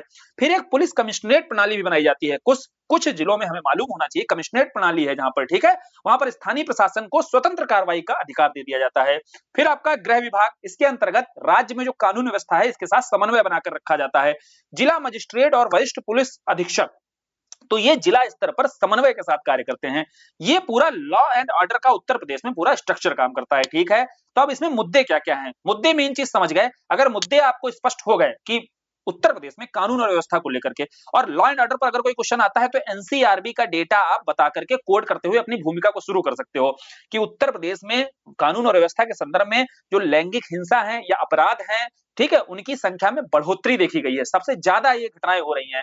तो ये कौन कहता है? राष्ट्रीय आपराधिक जो ब्यूरो है, जो आपका डेटा दिया है इसने, नेशनल जो आपका एनसीआरबी आपका डेटा दे रहा है, उस डेटा को आप कोट करो, उसके साथ इंट्रोडक्शन शुरू करो। फिर आप मुद्दे बताओ। पहला मुद्दा है भैया संरचनात्मक स्ट्रक्चर लेवल पर या प्रशासनिक स्तर पर, एडमिनिस्ट्रेशन लेवल पर जो चुनौतियां हैं, जैसे पुलिस बल पर बहुत ज्यादा बोझ होना, न्यायिक सहायता में बहुत देरी होना, जिसके चलते भैया गुहार लगाते रह जाते हैं, ना तो प्रशासन के स्तर पर कोई सुनवाई होती है, और सीधी सी बात है स्ट्रक्चरल ही चुनौती है सबसे बड़ी। ठीक है, क्योंकि स्ट्रक्चर के स्तर पर चुनौती क्या है? भर्ती प्रक्रिया में देरी या संख्या की कमी होना। तो ये सारा पुलिस बल पर बहुत अतिरिक्त बोझ बढ़ा देता है। सोशियो, आप समझो सोशियो इकोनॉमिक एंगल पर जाना है, या सांप्रदायिक राजनीति, जैसे यहाँ सांप्रदायिक दो दंगे हो रहे हैं, जातिगत हिंसा होती है, और राजनीतिक संरक्षण अपराधियों को दिया जाता है।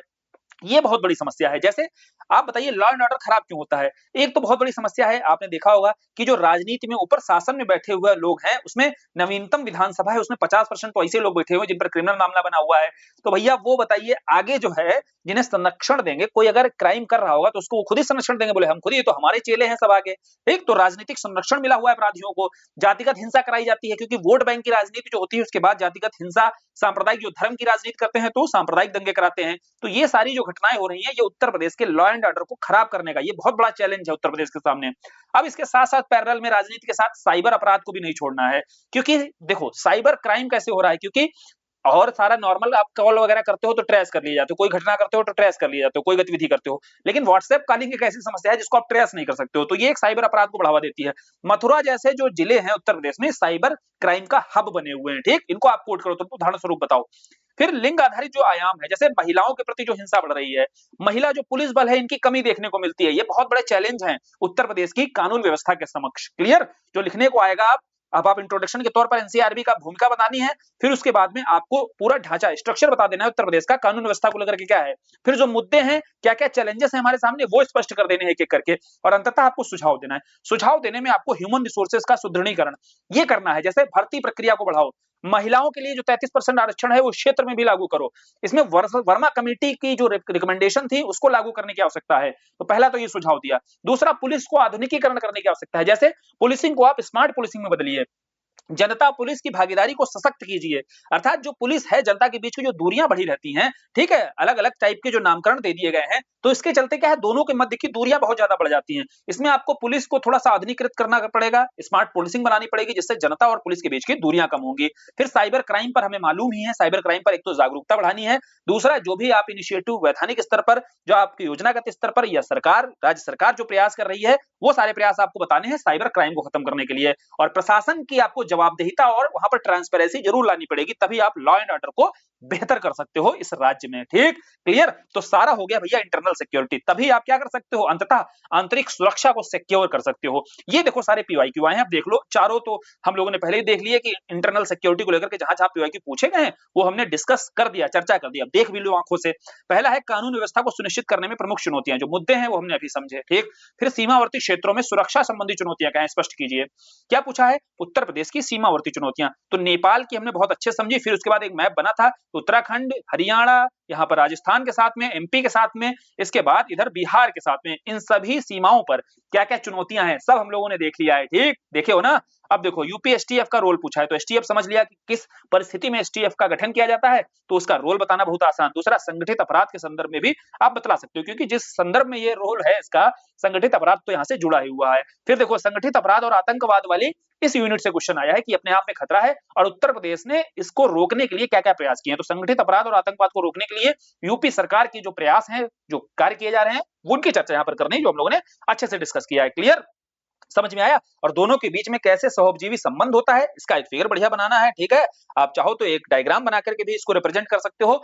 तो समझ आ गया होगा, डेवलप हो चुकी होगी अप्रोच। अब आपको आज देख लो कसम है कि आज पेपर 5 को लेकर के जो भी आपका फीडबैक जैसा भी रहा है, जितनी क्लासेस हुई हैं आपकी 13 से 14 क्लासेस में हम लोगों ने कंप्लीट कर लिया है पेपर 5 को। तो बढ़िया से अपना फीडबैक दो और फिर अगला पेपर बताओ, पेपर 5, पेपर 6 जो है शुरू किया जाए। और पेपर 6 को लेकर के क्या चाहते हैं, फिर पेपर 2 भी साथ में शुरू कर दिया जाए, दोनों पेपर, ताकि स्पीड से थोड़ा सा और गाड़ी को भगाई जाती है। ठीक है, तो पेपर 1 आज हम लोगों ने पहले ही कर दिया था, आज पेपर 5 भी कंप्लीट हो गया, तो 2 पेपर आपके पूरी तरीके से एक एक यूनिट के साथ आज पूरे कर लिए हैं। ठीक है, तो आपका फीडबैक बहुत जरूरी है भाई, उसके बाद फिर अगला पेपर शुरू किया जाएगा। धन्यवाद।